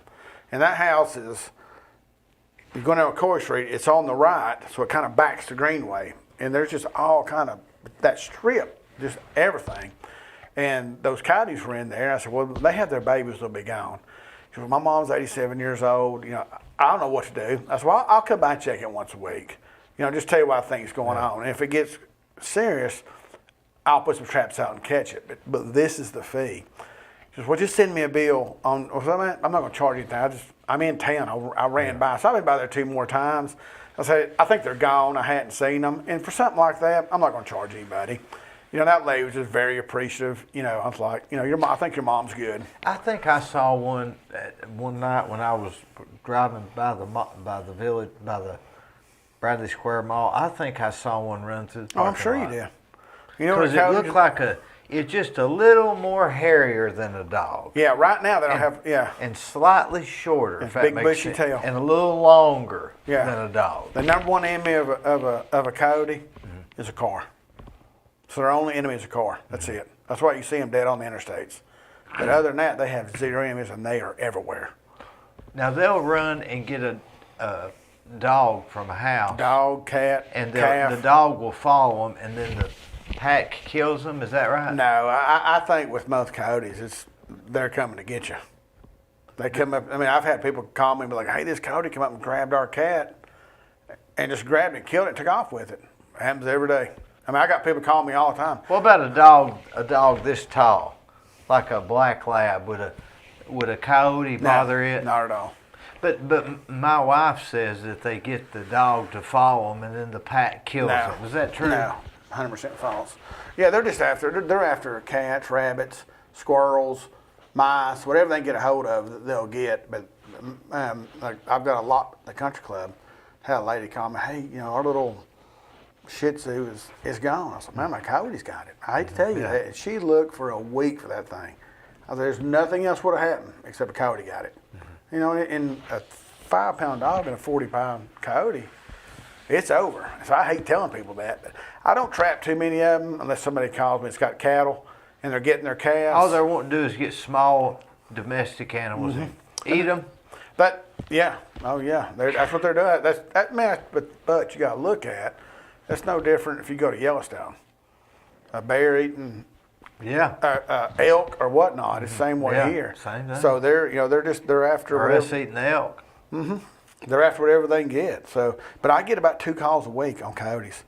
I had a commissioner call me, wanted me to go to Blueberry Hills to trap them. I can't do that. I said I can't just go set a bunch of traps out in a big subdivision like Blueberry Hills. Was it Blueberry Hills? Yeah, right there behind the Garden Plaza. Blueberry Hill. And I'm like, I can put out some live traps. But so that's about all I could do. I don't think that is Blueberry Hill. What is that in there? I think that's what it is. Now, what's the story on the red wolves? Well, from what I understand, I had a buddy that when he got out of college, they put all the red wolves in Cage Cove years ago. Years and years ago. Where'd they bring them from? I don't know. They trapped them out. They tried to introduce them, from what I understand, tried to introduce them to the Cage Cove.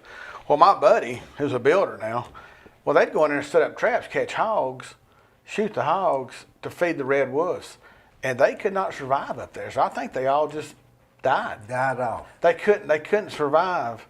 I don't know. I think it was the climate and the habitat because they're used to Colorado, Idaho. And you think about it, they were tracking them, they were feeding them, and they still couldn't survive. And I think from what I understand, the program just went away, and I think the state was really involved in that, trying to introduce them back into the wilderness. But yeah, I don't think it ever worked. I think they might have gone extinct, or were just extinct around here. Around here, well, they tried to introduce them back, but same thing that they've done with elk, and they brought elk back, which they live fine. They're what doing about real wolves? well. Is there a wolf? No, there's no wolves around here at all. Yeah, I think near a wolf would be, Colorado, Idaho, and you ever seen a wolf, a live wolf? No, and if I saw a coyote, I'm not sure if I'd know if it was it or a dog. I saw a wolf mounted one time. I think it was a timber wolf. That thing stood about that tall and about 6 foot long. I didn't know what it was till the guy told me. I'm like, they're huge. So you knew it wasn't a dog? Oh no, they're huge. I mean, they're 150 pounds.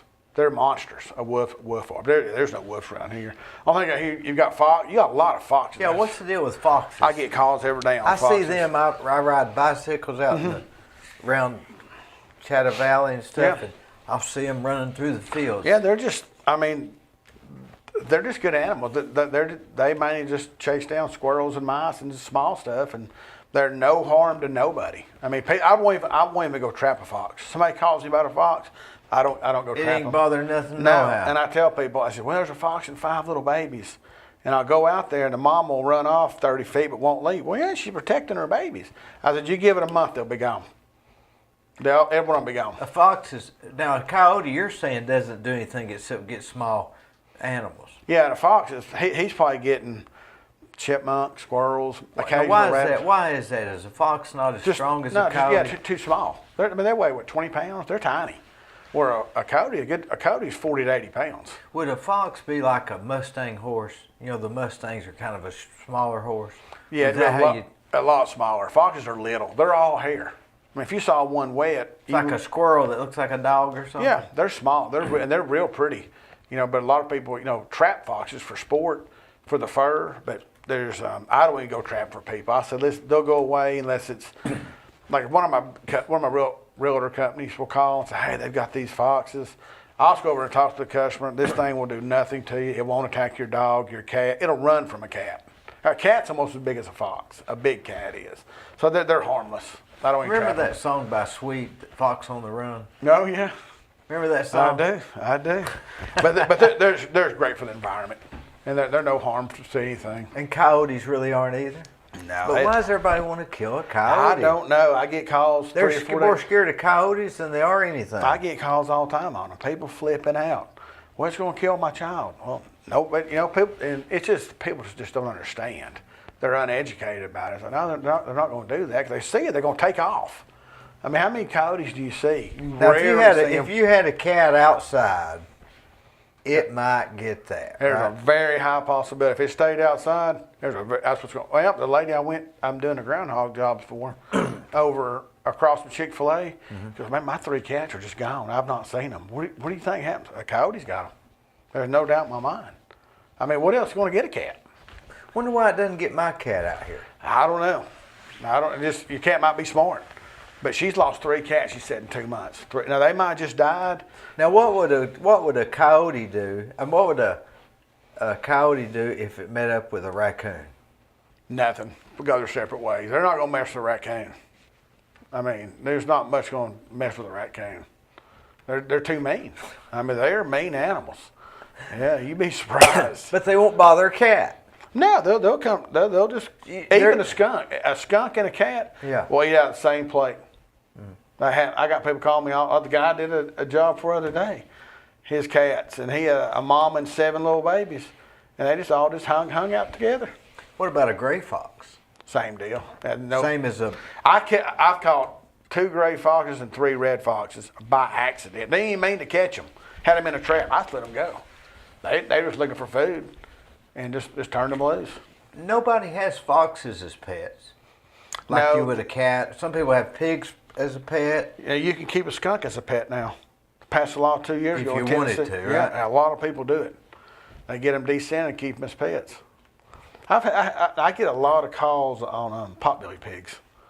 I had a guy call me about 3 weeks ago. Had one at his plant, and I couldn't ever catch it. The trap I couldn't catch it. It was so strong, it kept breaking out of my trap. What do you mean his plant? You been a manufacturing plant? Yeah, he owned a sheet metal shop, and that thing was always getting in his garden. And there was 4 of them, and man, I could walk from here to that rocking chair to him. He's about that tall, and somebody had got it, and they got tired of monkeying with it, and they let it go. Oh. And I never did catch it, and I'm like, man, the only thing I can do is just maybe call the state, and they'll dispatch it for you. But I'm like, and he just like, what's getting on me? What's getting in his garden? And he could almost walk right up to it, and they'd find his run off. And they are lightning fast. I was surprised. I didn't know they were that fast. How fast those potbelly pigs could run off. Wonder why people don't have foxes as pets. I don't think you can. I don't know the law on that. That'd be a I state. guess there's a. Yeah, I don't know if you can or not. We're But I know not you, supposed to have any wild animals as exactly. pets. But I think you can keep a skunk now, if I'm not mistaken. But that's all through TWRA. Of course, who would want to, right? Yeah, man, you never know, man. A lot of people's got these snakes and everything else. Yeah, a lot of people's got them. I had a guy had a snake in his garage, and he was terrified. But he had a 7-foot Burmese python in an aquarium. I'm like, oh man, I was worried about that snake, and I'm just like, what's in that aquarium? Oh, it's my python. And you're worried about a chicken snake in your house? I was really shocked. He was terrified, but that python, he just picked it up and held it. Why would this python in an aquarium? It wouldn't have anywhere to go. It'd almost be a cruel existence, wouldn't it? Oh yeah, they just keep them. I think a lot of people take them out and play with them or whatnot. I was at Ace Hardware last year. The lady had one wrapped around her neck, about a 7.5 foot. In Ace Hardware? Yeah, no, I'm sorry, Tractor Supply. And they let her in? Yeah, she's in line with that thing, wrapped around her neck. I've never seen that before ever. Some girl had it. I'd have to leave. I just Are shocked. they not dangerous? Obviously not. She had it wrapped around her neck. In Tractor Supply, waiting in line. It's just laying there like it wasn't even alive. It's about a 7-8 footer. It's a big one. It's about that big around. Now, you'd have to be a sick individual. I don't know. She had I it. mean, why? You'd have to just be sick. I didn't even notice it to the guy. I mean, how would you even find out you liked that? I don't know. Not me. I'm not a snake fan either. My wife's terrified of them. That's one thing she hates is snakes. So she was on that snake call with me yesterday, but she didn't even get out of the, she wouldn't get out of the car. You know, in the Bible it talks about the snake walked. Yeah, he did. Remember reading that? The serpent until It was wonder how it walked. Well, I'm sure it had arms and legs, but I think according to the Bible, when it tripped Adam and Eve, God took its, made Said it. you'll walk on your belly for Yeah, the rest of your life. Yeah, and everybody will. And that's what became the serpent. It took it away from it. But before that, it was walking around. I'm not sure. I believe so, But now, if that's what it said, you talk about being scary then. Oh yeah, yeah. Which would be worse, having it walk around? Yeah, I think that would be worse. But snakes are extremely fast. You wouldn't believe how fast a snake is. They're lightning fast. If they get away from me, I barely catch them. They're so fast. Because they go like this. They don't even look like they're touching the ground, do they? Yeah, I had a guy call me. He had a redoing a house, and he had a plumbing leak. Well, the plumber just cut the floor out of the bedroom. He just going to jump down there. It's about a 6-foot crawl space. When he jumped down there, it was about a 5-foot snake wrapped around the plumbing. Well, he jumped back out and said, "Hey, there's a snake down there," according to his wife. So he called and said, "Hey, where you at?" So I'm in Cleveland, Tennessee. Well, I got a snake in my bedroom wrapped around a water line the plumber's trying to fix. When can you get there? Well, where are you located at? So I've been there about 20 minutes. I'm in Cleveland. So I went out there, and his wife was there, his son was there. She's like, I said, "Where's it at?" So he's like, "Right there." And I reached my head in there. I reached in there and grabbed it, pulled it out, put it in a snake bag. And that lady tried to film it. She's like, "Man, you got that thing in like 8 seconds." Well, yeah, I've got the tools to do it. She's like, I want to see it. "Are you sure?" So I pulled it back out, grabbed it and pulled it out, and it was just going crazy, striking, and she was flipping out, but she wanted to film it to show her husband. And it got away from me, and it jumped on the deck. I never caught it. And I finally grabbed it. And I bet you were thinking, boy, that's a dumb thing to do. Well, yeah, I've caught it once. But I said, we'll go out in the yard and do it. I don't want to let it go here, but she wanted to show her husband. So, and it was just wrapped around it was just down there just looking for food, and that plumber jumped down. That thing was looking right at him, wrapped around the blue pecs. Yeah. But they don't scare you. Well, not anymore. I mean, you catch so many of them, and you got the tools to do it. You can get them pretty quick. Mm-hmm. Now that one other day I got out of that closet was pretty rough. That was a monster. He was so big I could hardly control it because it was it was almost 7.5, 8 foot long. That's taller than you. That was a monster snake. But finally I grabbed it and I told the guy, say, "Open your front door." And her dogs were barking, trying to grab it, and that thing was going crazy because I couldn't get it in my bag. I said, "Open your front door, let me get it outside." And he's like, "What do you want me to do?" I'm like, "Open your front door." Because this thing was just striking the wall. His wife was screaming, the dogs were barking. Yeah. So I finally got it outside, was able to get it by the neck and get it in my snake bag. And but I always want to get them out of the house. First thing I do is get them out of the house. Then once I get them out, I can deal with them. But those snake calls, man, they don't even ask price. When can you be here? Well, how many of those will you get in a week or in a month? Well, right now I probably get 2 snake calls. I probably get 2 snake calls a week right now because all the snakes are just coming out looking for food. Now that they've hibernated all winter, they're just coming out and the food's everywhere, like baby birds, and it's going to really start slowing down because of all the baby birds and mice are all gone. So they get back in the fields or whatnot. But I still get quite a bit of calls on them. So they'll go around the houses to get the bird's nest, and after all of those are kind of gone, then they go out into the field. Yeah, most of I think they do, but if your house, like say if your home is, you'd be surprised the amount of houses that don't have crawl space doors. Well, they go in those crawl space doors, they start living down there because everything else is coming in there. Mm-hmm. Or like this house I did the other day, his, like I was telling you, his crawl space vents, there was they had the holes about that big in them with no screen. So I'm like, boy, he said, "I don't see how they're getting in." Well, I just took my tongs and stuck them straight through that. They're getting into your vent, so I sealed all those up. But if those are open, you're gonna have mice go in. That's why your foundation vents have those screens on them, Well, most foundation vents now they're kind of slotted, about this big. But they have the screen behind. Yeah, but that screen is made out of a screened-in porch, and after about 3 or 4 years, it's rotten. Unless you get the ones from the brick company, they have the ones that have this.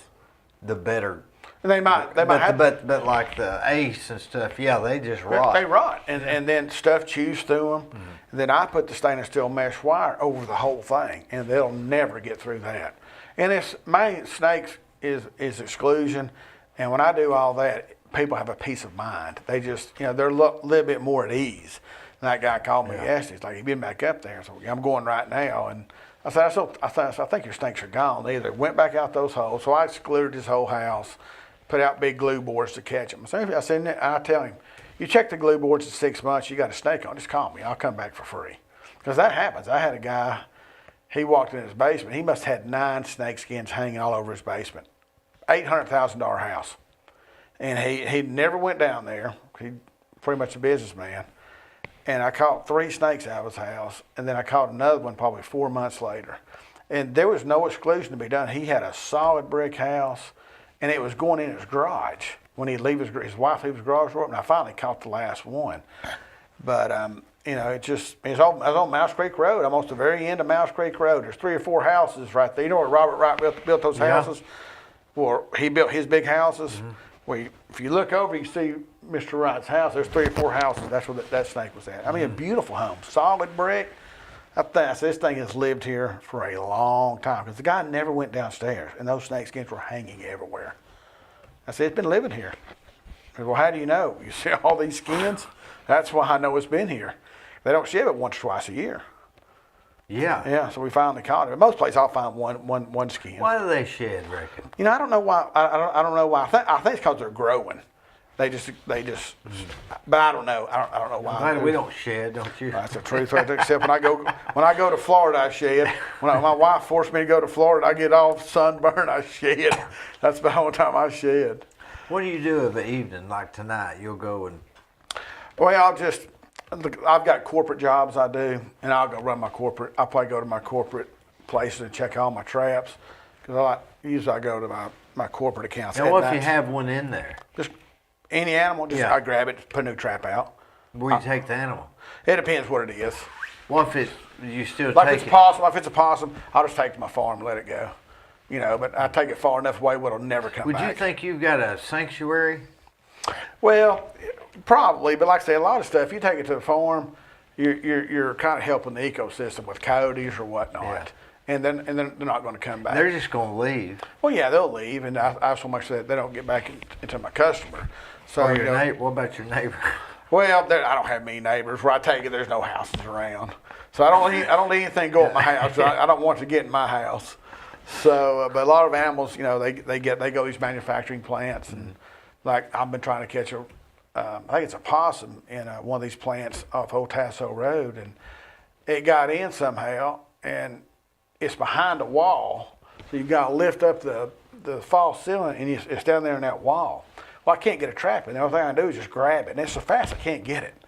So I told that guy, I said, "Man, it's going to be hard to catch it, very hard. The only thing I do is hopefully catch it asleep and catch it, because they left the doors open, and once it gets in, it can't find its way out." That's the biggest problem I have with some of the big manufacturing plants. They'll get something in there, and it can't find its way out.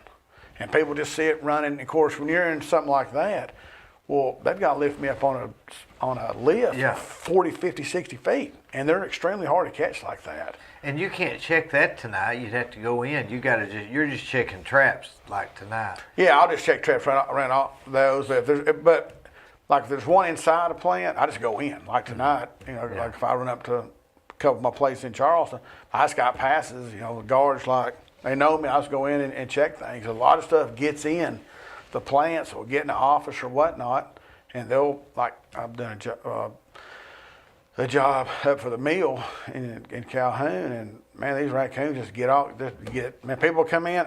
We got something in our plant in one of our offices. Well, how do you know? There's raccoon tracks everywhere, and the trash is destroyed. So I go up there and get them. They're coming from the river. They're coming from the river. Yeah, and it's just a common problem. Possums or beavers or pigeons or whatever. It's just habitat. So they've got you on speed dial. Yeah, they just text me now. Go get them, but you send a bill there, or you send it to some. My wife does it. She does it every month, and but some of my big customers, when they call, I'm there. You know, they've had other people in the past, and they've called, like when I first got a bunch of my work, they'd sit down, well, tell me what you do. If we tell you to catch a cat, and you catch 6 possums, something else, how you going to bill us? I'm going to bill you for the possum, and that's it. But whatever else I'll catch, I'll just take it off for free. No big deal. We've had other people in here that we told them to catch cats, and they caught 50 possums, charged $100 a possum. So I don't do that. So I'll take them off for free. So I've built my reputation of being honest with them. Take pictures of everything I get, send it to my contact. Then after about a year or so, they're like, we don't need any pictures. You know, but we try to send them a picture just so you can say, hey, I got it. Yeah, that's what I caught. You know, it's just like, this is what I did for you. You're paying me a lot of money to come do this. I want to show you what I'm doing for you. You know, but a lot of my contacts now, it's like, I'm good. But, you know, I get calls in the middle of the night. You know, either snake in one of the plants or whatnot, and I get up and go take care of it. But I'm fortunate because I live in Charleston and I can access them pretty quick. You know, and I've just built my company on that you can trust me to do what we do. So I've got a good relationship with my contacts. You've got a good business. You know, but I've worked at it. You know, I worked 2 jobs for 15 years. Worked a corporate job where I get up 6 o'clock in the morning, run my traps till 8, run $1 million chemical business till 4, come back home, work till dark for almost 10 years. Was that hard quitting? No. They begged me to stay. They still call me today. I'm done. You know, and you know, I work so my wife could have a better life. You know, she worked since she was 14 years old. And, you know, I said, I'm going to get you retired at 59. And I worked hard, you know, to get us financially with this. And a good friend helped me get my business started.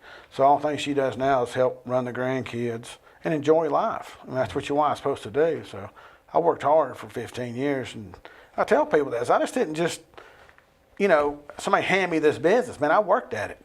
You know, I worked hard, you know, and 95% of my customers are happy, and I know 5% probably, some people just can't please. You probably worked Saturdays for how many of those 15 years? Probably every one of them. Every one of them. You know, and a lot of times on Saturdays, that's the only day that you can go meet people. Because I got a lot of people that'll call me and be like, man, here's the code to the house. Go in there and get it. Yeah. You know, and when you get your reputation like that, you've done something. They don't even know you. You know, and you know, like this guy from Nashville called me, and I did a job for a lady who had some possums in their attic, and they lived in New York, and their father was dying. So it's like, man, these things have destroyed your attic, and they had these big closets. And they just pulled down everything, pooped in there, and everything else. So I just took her pictures. What you got? Give me a price. Gave her a price. She's like, hey, just go ahead and get it done. Here's the key to the house. And then 5 days later, their dad died. So she's like, any way you can get all this done tomorrow.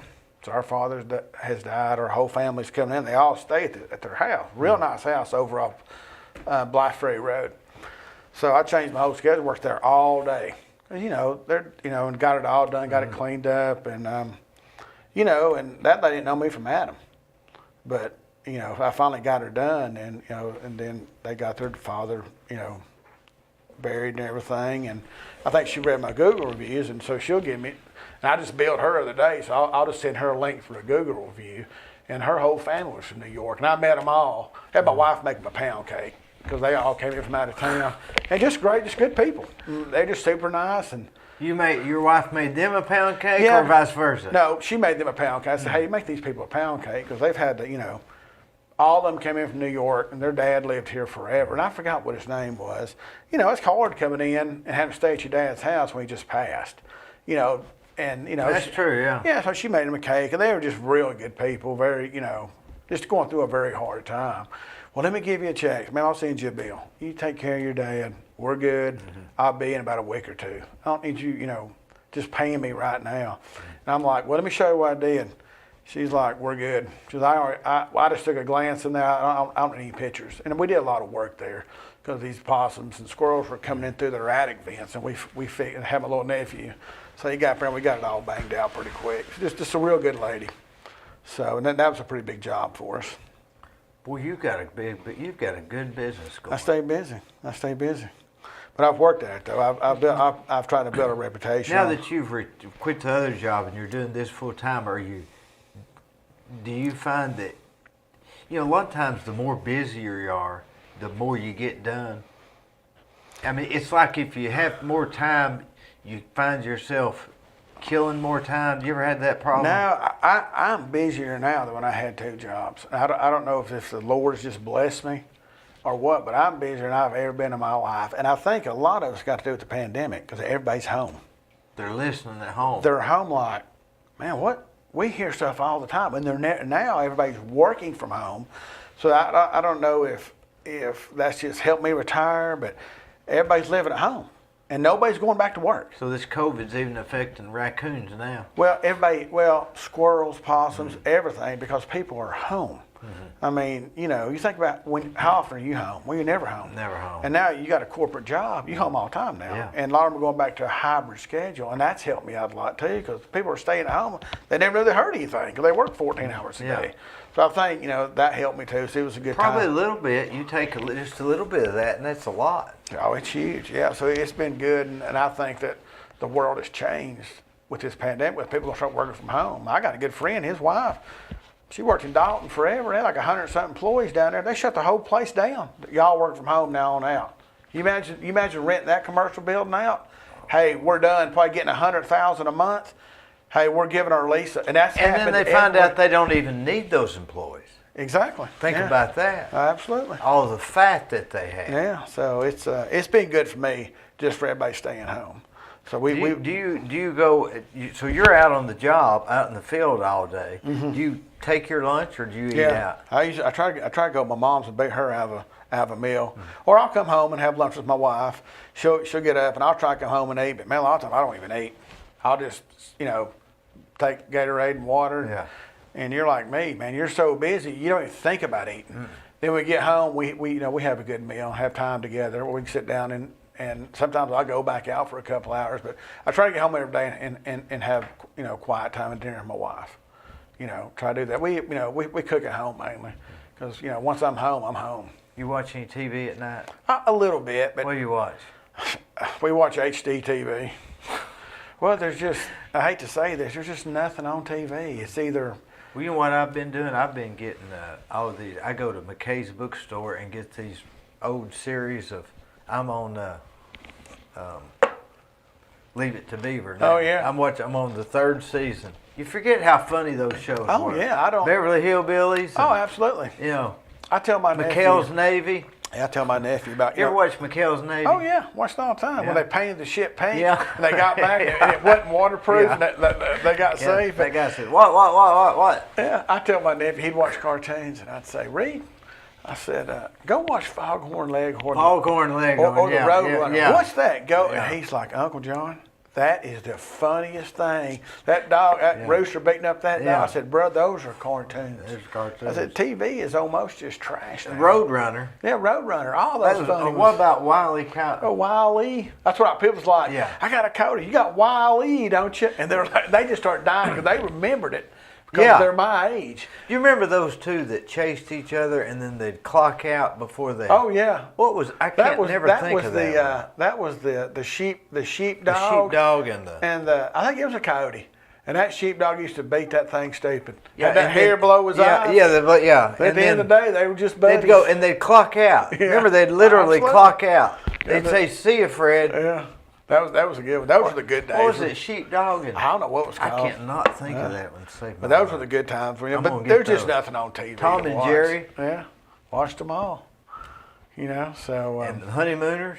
Yeah, so people ask me about a skunk. Said, you got old Pepe Le Pew in there? And people just started, and now you take somebody under 35, they don't know what you're talking about. I don't know what you're talking about. You take an older, so I got this skunk. You got old Pepe Le Pew in there? And HDTV, they'll reach for a board and it'll be the right size, and they'll just put it in. That's it. They don't see you driving to Cleveland Plywood twice. Yeah, there's nothing on TV. It's just gotten terrible. I don't watch anything on TV no more. Just, we'll watch that or...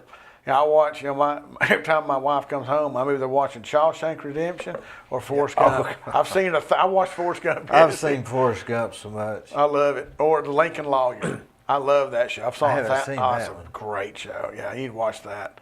And it's a great show. But other than that, And even American Idol's gotten. It was good for a don't few watch years. it at all. I quit watching it. It's just everything's put I don't watch correct. the news. I don't no either. more. I don't I either. quit watching them. Don't watch anything. I watch a little bit of the weather to plan my week. And other than that, that's about it. So I don't watch much at all. But usually when I get home, I'm so tired. I clean up my truck, traps, take a shower, just spend time with my wife. You write down at night when where you got to go the Yeah. next day. Mm-hmm. Where do you write it on? A yellow Piece of pad paper. or you? Piece of little yellow pad, a yellow notepad. Like Has it got tomorrow? I got Monday, and I've got 7 jobs lined up. And like today, What about Thursday? I'll plan it Tuesday. Well, I'm hoping to start you Thursday when I get my materials in. No rush. But what's killing me there is it's hard, even in the traffic, you can't get materials. I'm waiting on windows on one job. Yeah. I can't get any sheetrock. Can't get any OSB. Can't get any Yeah. trusses. Can't get any cabinets. Now what else is there? Yeah, and people's like, well, I said, man, I can't get the material. You know, it's just got me in a And bind. you know what? You'll get all the cabinets come in, but there's no hinges. Yeah. Or you'll get 6 windows, but the other 2 are back ordered. Yeah, it's And terrible. you can't finish. No, I mean even with traps, I ordered 40 squirrel traps. Took me 3 months to get them. I'm like, oh, what are y'all doing? You know, and I'm just very impatient.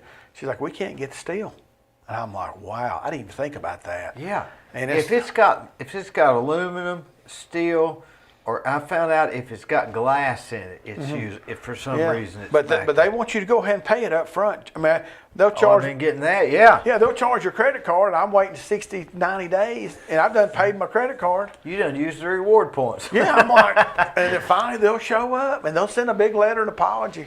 I was like, man, that's just the times we live in. But like I say, most of my customers, I try to get to them in a day. Have you ever found yourself using it as an excuse when it really wasn't? No.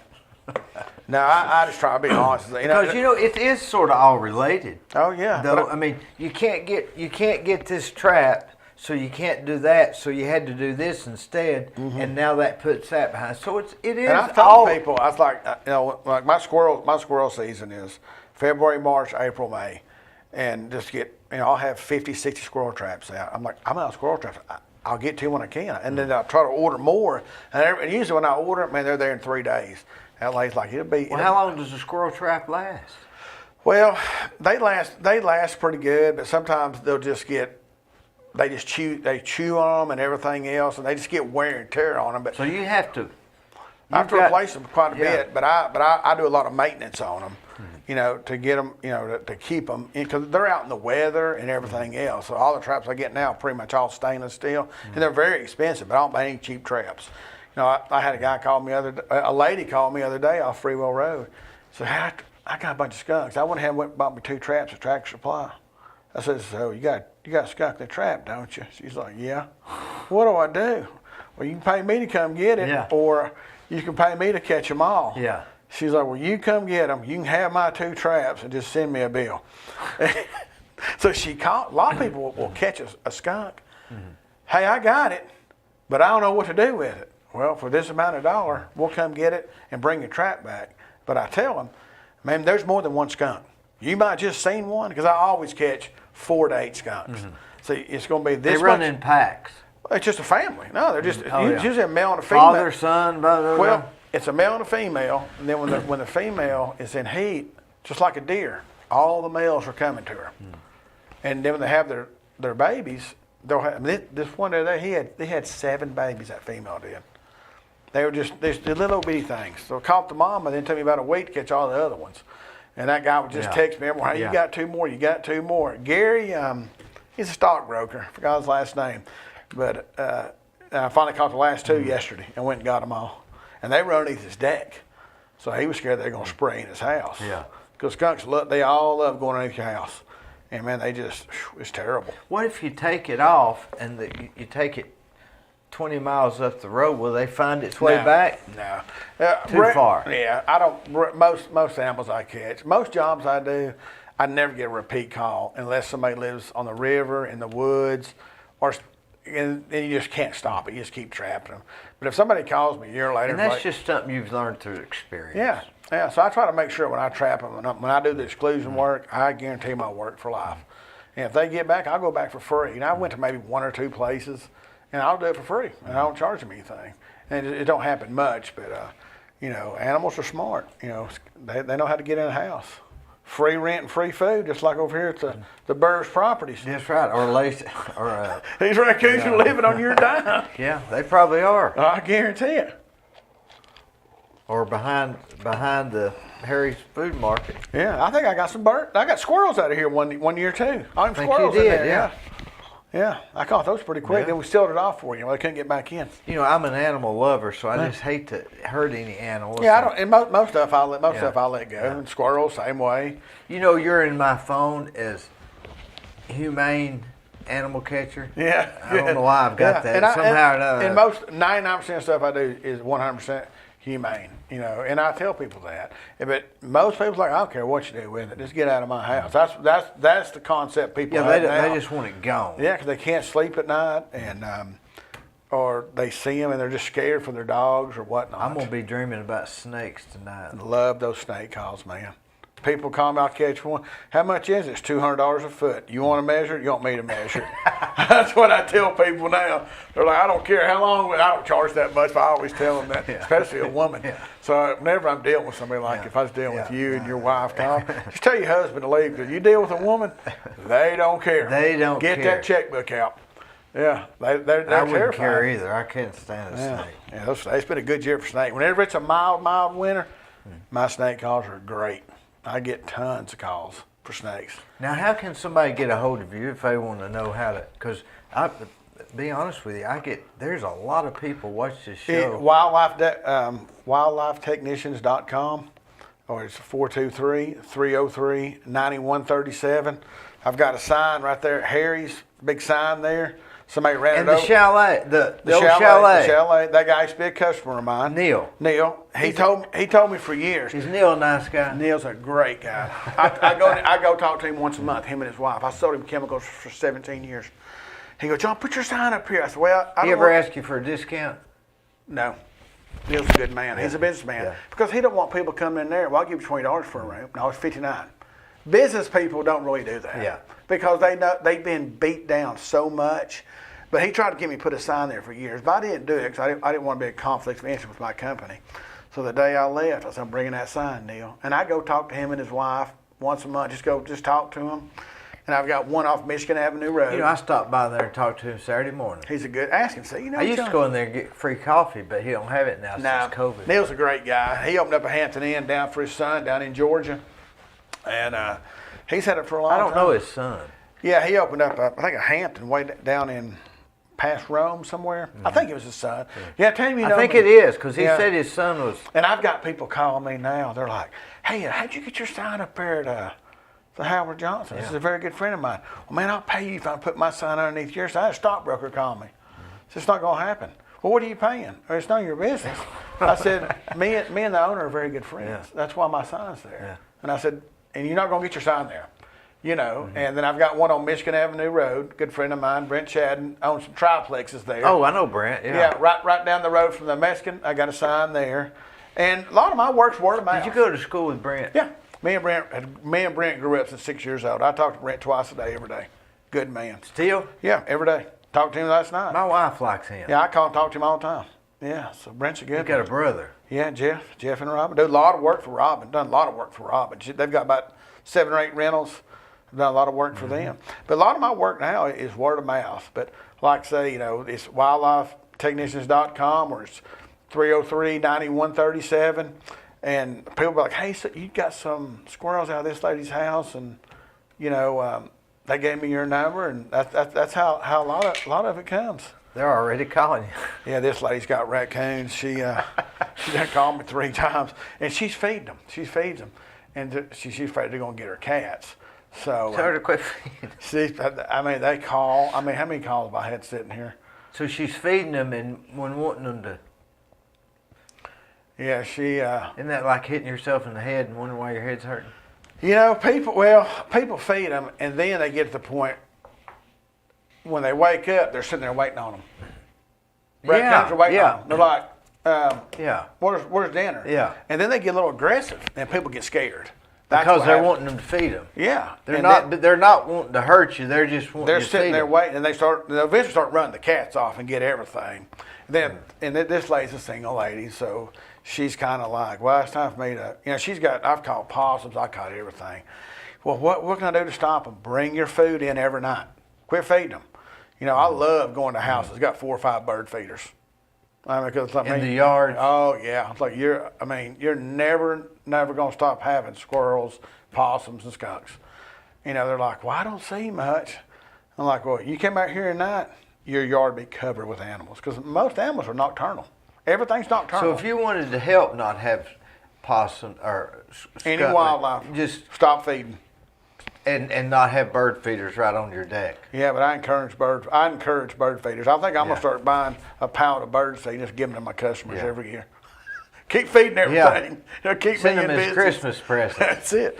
It'll keep me in business.